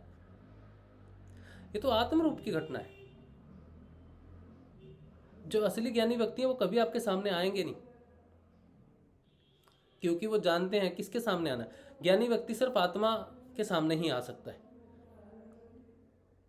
लेकिन जो व्यक्ति आने की कोशिश करते हैं, जो ज्ञानी, जिनको ज्ञान हो भी जाए आत्मा का और वो कोशिश करते हैं, तो वो बेवकूफ, मंदबुद्धि और विफल हो जाएंगे इस संसार में।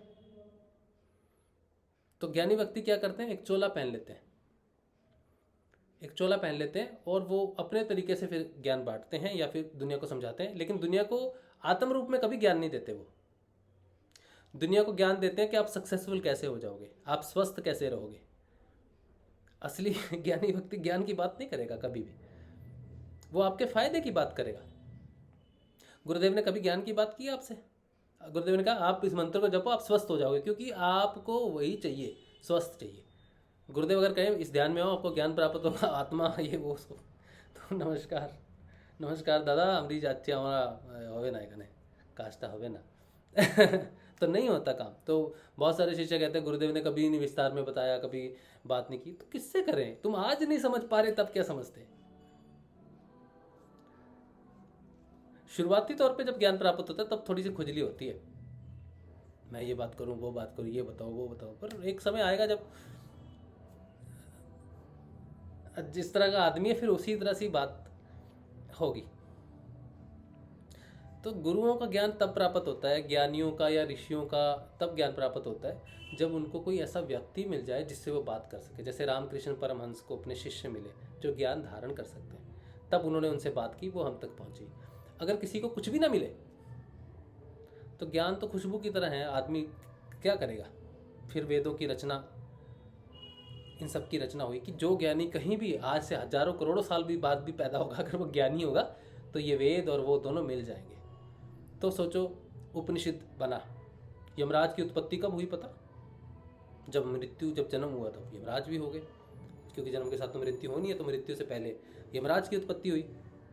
लेकिन एक शिष्य को, एक साधक को उनकी प्राप्ति से मृत्यु के बाद का ज्ञान प्राप्त होता है। मृत्यु का ज्ञान तो सिर्फ मृत्यु के देवता के पास ही है। तो कैसे वो ज्ञान, मृत्यु के देवता ने कैसे आपसे संपर्क कर लिया बिना आपकी मृत्यु हुए? तो जो असल में ज्ञान की धारणा आपको होगी, या उपनिषद से होगी, या किसी ग्रंथ से होगी, वेद से होगी, किसी वाणी से होगी, वो चाहे कितनी भी पुरानी हो, चाहे स्वयं ईश्वर आएगा, वो उसको आना ही पड़ेगा, क्योंकि वो जानता है कि ज्ञान भैया ऐसा मिलने वाला है नहीं तेरे को कहीं भी, मुझे ही आना पड़ेगा किसी ना किसी रूप में। क्योंकि जिस समाज में तू एडुकेशन प्राप्त कर रहा है, जो तेरे माँ बाप हैं या जो भी हैं, नहीं है, वो सिर्फ आत्म में होता है। तो अब आप सोचो कि कितने लोग हैं जो दुनिया में अपने आप को ज्ञानी रूप में, पंडित रूप में प्रस्तुत किया, और सच में कितने व्यक्ति हैं जो आपके सामने ही नहीं आए। असली ज्ञानी तो सामने नहीं आए, और जो आए वो दुनिया की भलाई के लिए उनके हिसाब से काम करा उन्होंने, बोल के वो आपके सामने है।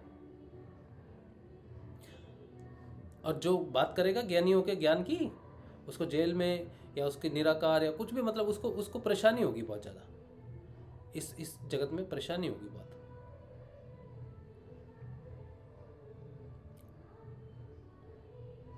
ठीक है, तो ये समस्या है, ज्ञान एक समस्या है। कलयुग के हिसाब से ज्ञान की डेफिनेशन दिया गया। ज्ञान क्या है? तो ज्ञान एक समस्या है ज्ञान एक विपत्ति है।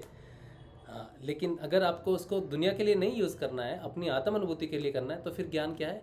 ज्ञान अमृत है, ज्ञान आत्मा है, ज्ञान ईश्वर है, ज्ञान चैतन्य है, ज्ञान प्रकाश है, ज्ञान मुक्ति है, ज्ञान मोक्ष है, ज्ञान आनंद है, ज्ञान परम चित्त है, ज्ञान समिष्ट है, ज्ञान शक्ति है, ज्ञान कृष्ण है। ज्ञान ही सब कुछ है, सत्य है, रित सत्य ज्ञान। उसके बिना घटनाएं समझ नहीं आती भौतिक जीवन में जो होती है। अगर समझ भी आए तो उस पर निरंकुश नहीं लग सकता। और इस घटना को आप देख रहे हो सारी तरफ हो रहा है, कौन अपना स्वाध्याय करता है? नहीं करता। सब राग में है, द्वेष में है, ईर्ष्या में है कि मुझे उससे बात नहीं करनी, या ये व्यक्ति नहीं कर सकता, वो नहीं है, ये नहीं है, ये सच है, ये झूठ है। सब तो अपनी अपनी जजमेंट दे रहे हैं, सब अपनी जजमेंट ही दे रहे हैं। तो ये अहंकार है, अविद्या है।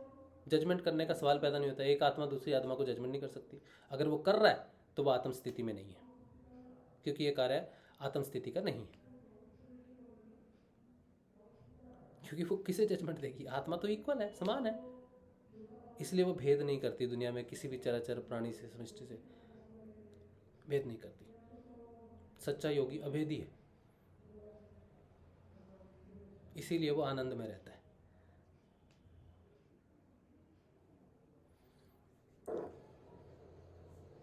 जय गुरुदेव। हाँ जी, जय गुरुदेव। एक मेरी विचार थी। विचार ये है कि हमारे कुछ गुरु भाई बहन अपना एक्सपीरियंस इसमें शेयर करते हैं, तो मतलब अनुभूतियां या जो भी उनके साथ होता है, वो मुझे जहाँ तक लगता है कि वो बहुत ही ज़्यादा इंस्पिरेशन देता है लोगों को, बहुत प्रेरणादायी होता है। और क्योंकि मेरी खुद की भी ऐसी ही रही है, क्योंकि मैं भी लोगों से सुन करके ही ज़्यादा इंस्पायर हुई और इस साधना में अपने आप को ज़्यादा संलिप्त कर पाई। तो मुझे लगता है कि कभी कभार कुछ ऐसी अनुभूतियां होती है जो बहुत ही डिफरेंट होती है, तो वो लोगों को रखनी चाहिए, वो विचार, वो अनुभूतियां रखनी चाहिए। थोड़ा सा चेंजिंग भी हो जाएगा। जैसा हम लोग डेली नॉलेज के बारे में डिस्कशन करते हैं, it's a very good thing, but क्या है कि कभी कभार चेंजिंग के लिए, और हमने खुद भी देखा है, सेशन में देखा है, पिछले 1 हफ्ते से आपने इस चीज़ों को स्टॉप कर दिया, क्लियर बोल करके स्टॉप कर दिया कि नहीं आप मत करो।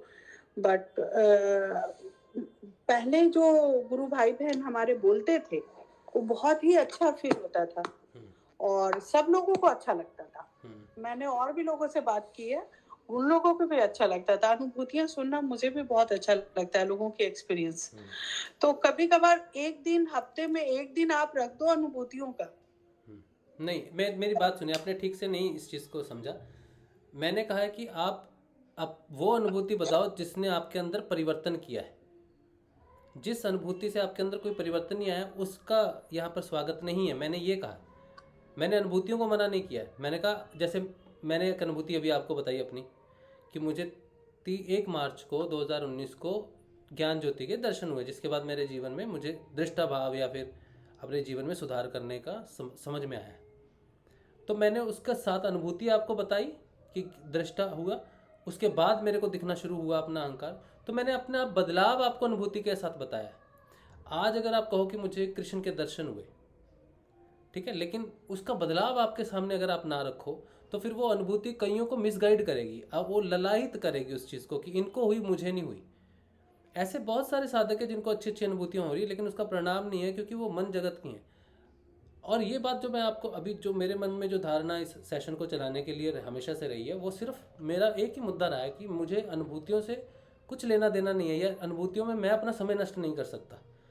मुझे सिर्फ और सिर्फ परिवर्तन की बात करना अच्छा लगता है कि अगर आप में कुछ परिवर्तन है तो आप उस परिवर्तन को बताओ, और उस परिवर्तन आने से पहले अगर आपकी वो अनुभूति रिलेटेड है तो वो बताओ। आपकी 10 में से 1 अनुभूति अगर परिवर्तन करती है तो मैं अपनी 9 अनुभूतियों के साथ मुझे और मैं अन्य साधकों का समय व्यर्थ क्यों करूं? क्योंकि वो अगर आत्म अनुभूति नहीं है तो किसी के जीवन में वो परिवर्तन नहीं ला सकती, क्योंकि स्पंदन सिर्फ सत्य अनुभूति का ही होता है।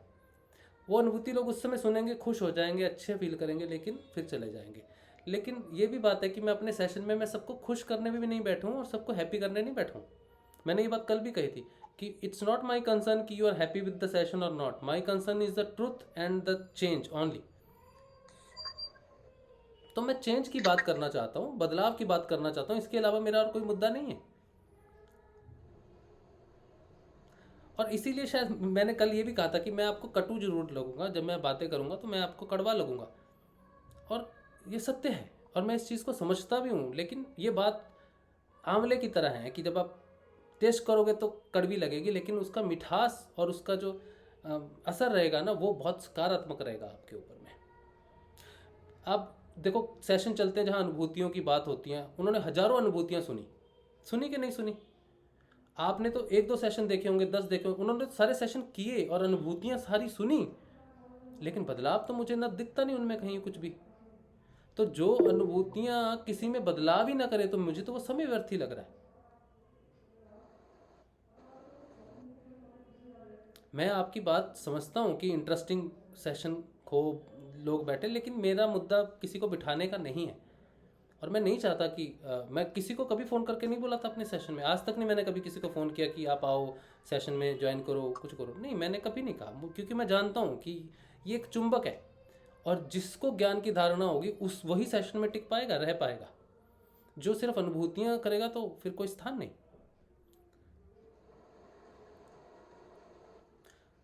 ये मैंने अपना पक्ष रखा आपके सामने। एक्चुअल में होता क्या है ना कि हर अनुभूतियों के साथ आपके जीवन में उतनी तीव्र गति से परिवर्तन नहीं होती। वही तो मैं कह रहा हूँ, यही तो मैं कह रहा हूँ कि मेरी जिस अनुभूतियों का परिवर्तन है वो बताओ। मेरी बातें सुन लें आप। तो बहुत तीव्र गति से परिवर्तन नहीं होती। अगर उतनी तीव्र गति से परिवर्तन होती तो तुरंत में लोग शास्त्रार्थ खुल करके और तुरंत संन्यास ले लेते। मैं आपके सामने बैठा हूँ ना, मैं आपके सामने बैठा हूँ। मैंने आपको कोई अनुभूति सुनाई आज तक अपनी? मैं जितनी भी आप हर रोज सत्संग सुनते, हर रोज एक नए टॉपिक पे बात होती है, मैं कंटिन्यूअसली 1 घंटा 1.25 घंटा बोलता बिना ब्रेक के। नहीं, मेरी बातें सुने गुरु भाई। मैं कह रहा हूँ कि जो भी मुझे अनुभूति होती है, 1 मिनट, जितने भी गुरु भाई बहन हैं वो अपनी बातें बोलना चाहते हैं। क्या बोलना चाहते हैं? मैं वही तो कह रहा हूँ, क्यों मैं सुनूं वो बातें जिसमें बदलाव नहीं है? मैं क्यों सुनूं? मेरा कहने का अर्थ है कि आप हजारों चीजें हैं आपके पास कहने के लिए, लेकिन वो कह नहीं पाते क्योंकि उनको बदलाव ही नहीं दिखता उस अनुभूति में। तो मैं क्यों अपना समय व्यर्थ करूं? फिर आगे अब पता नहीं सब लोग क्योंकि सहमति होगी तभी आगे बातें चलेगी। ये तो मेरा अपना खुद का विचार है और मुझे बड़ा अच्छा वाला कोई मुद्दा ही नहीं है। मैं तो किसी से कोई सहमति नहीं चाहता। गुरु बहन, इनका कहना ये है अगर आपके अंदर सहज हो तो वो बताओ नहीं, ये थोड़ी मना कर रहे। कई बार क्या होता है, बैठते और अपने माइंड में साइको हो जाता है, मुझे वो दिख रहा है, फिर वो माइंड में जब आप ध्यान में बैठे हो तो वही दिखेगा। उससे सहज होता है तो आप बताओ, ये मना थोड़ी कर रहे बताने का। वो मैं मना नहीं करता, घटना करती हो तो वो बताओ ना आप। जो बदलाव देती है वो बताओ। सर मेरे कभी ध्यान में बैठने से पहले अपने मन में होता है कि मेरे को वो दिख रहा है, तो आप ध्यान में बैठोगे तो वही दिखेगा। कंफ्यूजन वाला अनुभूति नहीं। हाँ, तो वही यही मैं कह रहा हूँ, यही तो मैं कह रहा हूँ। दिखाओ ये आपने वास्तविक अनुभूति दिखाओ। हाँ, वास्तविक अनुभूति दिखाओ। तो अब यू आर वेलकम विजय बहन। आपने उस दिन इतनी देर बात की, सबने कहा अच्छा लगा आपको, क्योंकि आपका बदलाव था उस अनुभूति में। आपने इतने सेशनों में एक सेशन में आप बोले और उसकी वेटेज कितनी थी, कितना पसंद वो लोगों को सेशन आया, कई प्लेटफॉर्म पे शेयर हुआ, उसका आप व्यू देख लेना जाके। क्योंकि वो आपका अनुभूति नहीं थी, वो आपके बदलाव थे, इसीलिए लोगों को पसंद आया कि हाँ। और सब कहते हैं कि विजय, एक गुरु भाई ने लिखा विजय बहन की भक्ति को प्रणाम, ऐसा भी कमेंट आया था उस दिन। तो वो आपके बदलाव को था प्रणाम, ना कि आपकी अनुभूति को था। इसी तरह से सब में बदलाव आना चाहिए। सब गुरु माँ का कृपा था उस दिन। अब देखो, मैं यही तो कह रहा हूँ कि अगर आपको ये पूरा बदलाव घटित नहीं होता और आप कहते कि मुझे गुरु माँ दिखती है, लेकिन आपको दिखने के साथ उनका जो प्रेम प्रकट हुआ वो कंप्लीट होगी ना वो चीज़, तब वो सार्थक हो गई चीज़ पूरी। वो एक अनुभव हो गया, वो एक बदलाव आपके जीवन में प्रस्तुत हो गया। इसीलिए लोगों ने उसको धारण किया, लोगों ने सुना, और ये चेंज करेगा उनको। वही मैं कहता हूँ, मैं अनुभूतियों को मना नहीं करता हूँ, कभी भी नहीं करता। लेकिन आपको अगर अपनी अनुभूति का केंद्र मालूम है कि वो केंद्र आत्मा है या मन है, तब आप बताओ कि मन की अनुभूति है, तब हम मान लेंगे भैया इसको मानना नहीं है, ये मन की अनुभूति है। लेकिन हमें ज़्यादातर अनुभूतियों के केंद्र मालूम नहीं होते गुरु बहन। इसीलिए जो आत्म अनुभूति होती है, जिसका केंद्र आत्मा होती है, वो बदलाव में प्रकट हो जाती है। तो जब आप बदलाव बताते हो तो आपकी अनुभूति आत्म केंद्रित है, ये आपको पता चल जाता है। इससे पहले 100 में से 90 अनुभूतियाँ मन की होती है। और हैं ऐसे साधक गुरु बहन जो मन में जीवित है अभी तक, मन की अनुभूतियाँ हैं अभी तक। मैं जितनी बार बोलता हूँ तो वो पहले स्पष्ट करते हैं कि ये मेरे मन की बात नहीं है। वो पहले ही इस बात को स्पष्ट कर देते हैं कि ये मेरे मन की अनुभूति नहीं है, ये सच है, मेरे कहने से पहले। क्योंकि उन्हें डर है कि मैं कहूँगा ये मन की अनुभूति है। हाँ, मैं कहूँगा, अगर मुझे लगेगा कि हाँ ये चीज़ें होती हैं, मन से होती हैं, तो मैंने भी बहुत अनुभूतियाँ की है। मैं अगर आपको मन की अनुभूतियाँ बताऊँ तो आप हैरान हो जाओगे। ऐसी ऐसी अनुभूतियाँ हैं मन की जो पूरा संकट में डाल देती हैं। अरे नहीं नहीं, मन की अनुभूतियां वो तो कल्पनाशील हो गई, वो बस वाली नहीं। तो हाउ डू यू जो आइडेंटिफाई वास्तविक विच रूप इज में रियल? निकलती है, जैसे एक गुरु बहन बहुत दिन पहले बोली थी कि हाँ। उन्होंने भोजन बना के रखा, गुरुदेव को आह्वान किया और एक सन्यासी आए और सच में उनका वो भोजन कर लिए।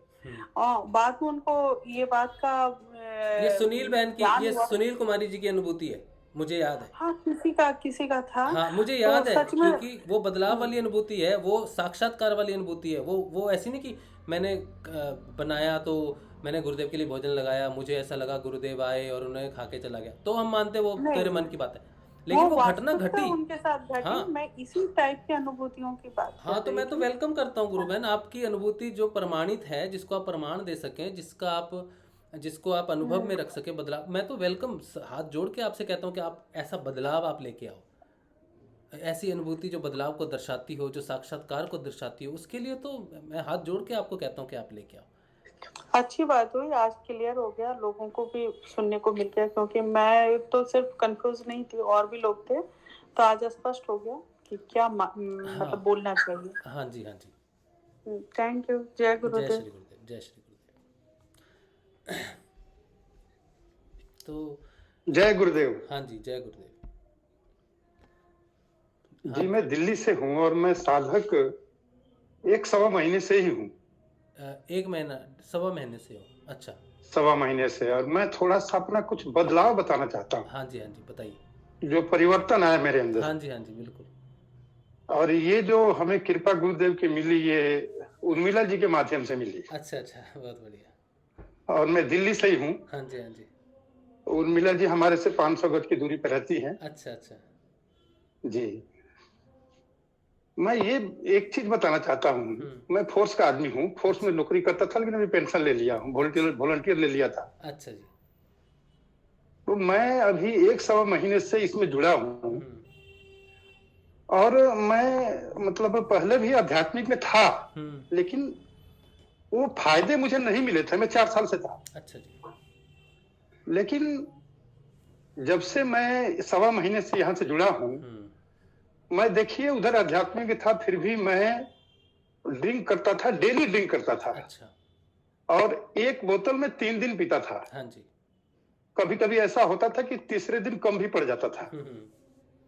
लेकिन मैंने तकरीबन 22 दिन मैंने सुबह शाम किया और नाम जब 24 घंटा किया, जब तक जगा रहा। मेरा अभी ये हो गया है कि मेरा आज 12-13 दिन हो गया, दारू की तरफ बिल्कुल इच्छा ही नहीं होती कि मैं उसको पीऊं। अच्छा। लेकिन एक दिन मैंने, परसों की बात है, पीछे परसों की बात है, मैंने थोड़ा सा बदमाशी किया मैंने खुद। मैं देखता हूँ आज पी करके क्या फर्क पड़ता है। अच्छा। तो मेरे में दारू मेरे पास थी ही नहीं और मैंने मंगाया। हाँ। और मंगा करके मैंने पिया। पीने के बाद मुझे सवेरे इसका रिएक्शन पता चला। हाँ। कि नहीं ये ठीक नहीं है, और मुझे 2 दिनों तक मन में ग्लानि रही। मैं परिवार वालों को ही बोलता रहा कि देखो ये कर तो लिया लेकिन गलत हो गया। हाँ। अब कभी नहीं करूंगा मैं ऐसा। हाँ। अच्छा। तो मेरे अंदर ये मतलब आप मान के चलिए कि 35 से 36 दिन के अंदर ये मेरे अंदर बदलाव आया। हाँ, क्या बात है, बहुत अच्छी बात है ये तो। और कुछ जो है जी, कुछ मैं जो मतलब नाम जब करता हूँ तो मुझे ऐसा लगता है कि यार अभी मैं बहुत दूर हूँ। अच्छा। जितना ज्यादा करूँ उतना बढ़िया है। हाँ, हाँ, हाँ। इसलिए अब मुझे अकेले रहने की दिल करता है। मैं भीड़ भाड़ में नहीं जाना चाहता। या कोई घर में भी है तो मैं परिवार में भी एक रूम में ज्यादा रहने की पसंद करता हूँ। अच्छा। और नाम हमारा खूब चल रहा है, खूब बढ़िया चल रहा है। बहुत अच्छा। और उर्मिला जी को मैं धन्यवाद भी कहूंगा कि आपने मुझे जो चीज दिया। धन्यवाद तो गुरुदेव का है, आपको चुना उन्होंने। जी जी। मध्यम बनाते हो तो किसी को भी, मेरा सौभाग्य है। अब चलिए जो भी है, लेकिन मैं तो अब इसमें ऐसे रम गया हूँ कि अब मुझे लगता नहीं मैं कभी जो है इस चीज से कहीं दूर हो सकता हूँ, अलग हो सकता हूँ। हाँ हाँ, ये बहुत अच्छी बात है। देखो ये बदलाव है, ये बहुत अच्छा लगता है सुनने में। बड़े आनंद की बात है, बड़े आनंद की। नहीं, मैं 35 दिन 36 दिन के अंदर ही ऐसा मुझे लग रहा है कि मेरी लाइफ में 50% की चेंजिंग हो गई। अच्छा, क्या बात है, बहुत बढ़िया, बहुत बढ़िया। और ये राक्षी हो ना मेरे से लड़ता रहता है कि तेरे तू कुछ नहीं करती, मैं कुछ कुछ तो करवा देती हूँ। नहीं ये तो देव बहुत, के माध्यम से। हाँ ये तो बहुत बड़ा काम करवा दिया गुरुदेव ने। एक अच्छे साधक को जोड़ना एक बल्कि सौभाग्य की बात है, गुरु कार्य है। अब मत गुस्सा करिए, लड़ियो मत अब। मैं लड़ता हूँ। गुरुदेव तुरंत रिजल्ट देते हैं। हाँ हाँ देख गोविंद भाई भी बोल रहे हैं। हाँ, गोविंद भाई का रिजल्ट मेरे को तुम सारे तुरंत रिजल्ट देते हैं, तुरंत। गोविंद भाई बड़े दयालु है, बड़े दयालु है। सही बात। गोविंद भाई तो जान चुके हैं ना, देख चुके हैं बदलाव। हाँ, गोविंद भाई बिल्कुल पहचान चुके हैं। ने दी है। हाँ बिल्कुल बिल्कुल बिल्कुल दिया है मुझे तो। बिल्कुल मैं तो हम तो खूब प्रणाम करता हूँ। जी बिल्कुल भाई। अभी अभी आपकी आंखें पूरी खुलती हैं? कैसा है अभी आंखों का हाल? भैया मेरे अब जो है ना 25 दिन तक क्रिया हुई, मेरा सिर, मुझे पूरी रात नींद नहीं आती थी, बहुत मैं परेशान रहा। फिर गुरुदेव ने धीरे धीरे करके मेरी आंखें भी बिल्कुल अब 90% ठीक हो गई है। और अब मैं मेरे अंदर बहुत चेंज आ गया है। हाँ बहुत चेंज। कैमरा ऑन कर लो गोविंद भाई। गोविंद तिवारी है ही नहीं। गोविंद तो तिवारी कहते हैं कि ये गोविंद तिवारी नहीं है। हाँ क्या बात है। गुरुदेव, इन गुरुदेव के बारे में कोई बस क्या कहूँ, मेरे से पास तो शब्द ही नहीं है। बहुत अच्छी बात है, बहुत अच्छी बात है। बड़े दयालु गुरुदेव। मेरे गुरुदेव सर्वस्व है, सब कुछ है।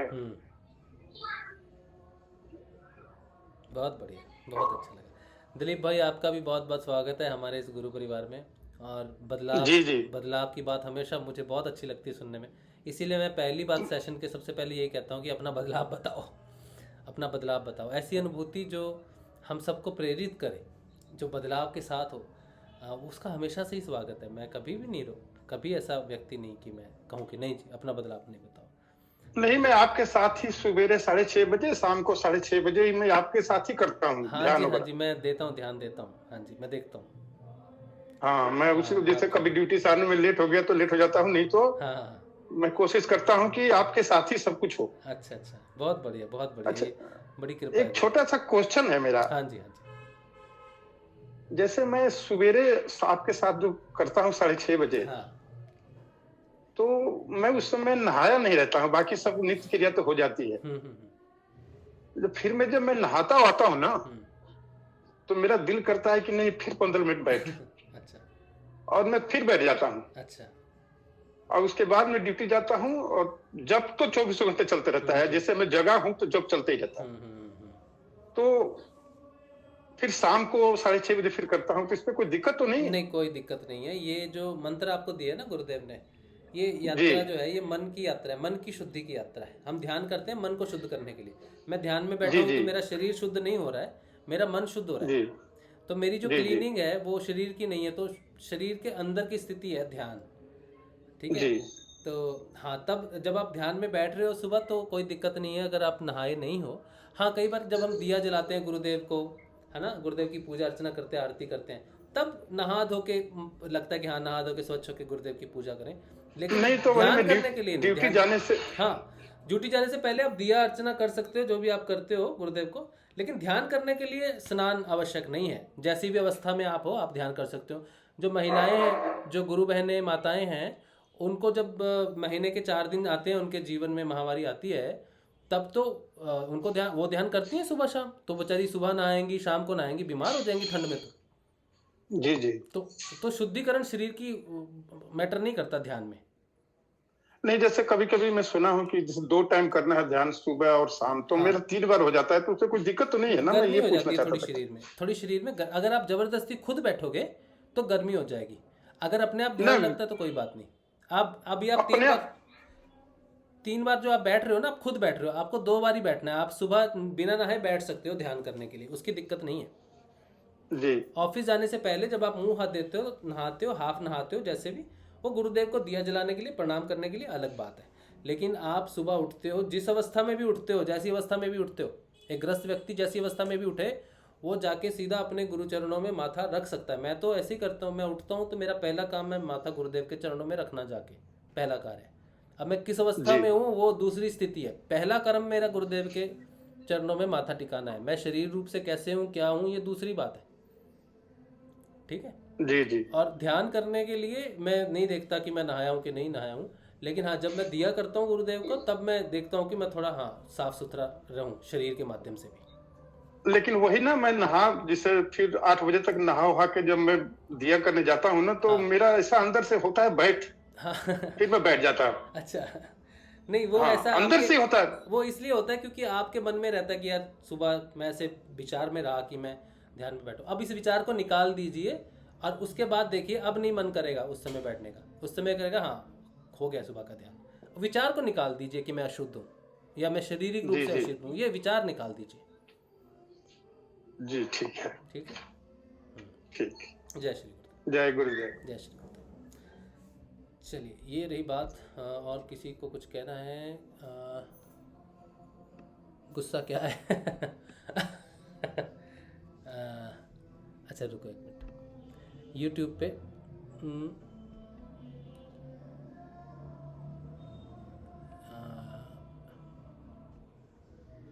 जहाँ सुमति तहाँ संपत्ति नाना, जहाँ कुमति तहाँ वहाँ विपत्ति विधाना। मनोज जोशी जी कुछ लिख रहे हैं। और पारुल पूछ रही है गुस्सा क्या है? अब शनिवार को बताएंगे, ठीक है, गुस्सा क्या है। जब पतंजलि अष्टांग योग करेंगे साधन पाठ, तब थोड़ा सा इसके बारे में बात करेंगे। आज समझ में नहीं आएगा क्योंकि पतंजलि समझाएंगे तब समझ में आएगा।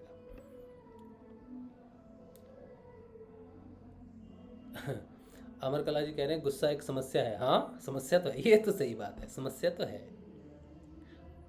समस्या तो है। चलिए फिर आज यहीं पे रखते हैं। गुरुदेव के चरणों में, श्री चरणों में आज का जो भी सीखा, जो भी हमने पाया वो श्री गुरु के चरणों में। कल सुबह मिलेंगे सुबह के ध्यान में 6:30 बजे। जय श्री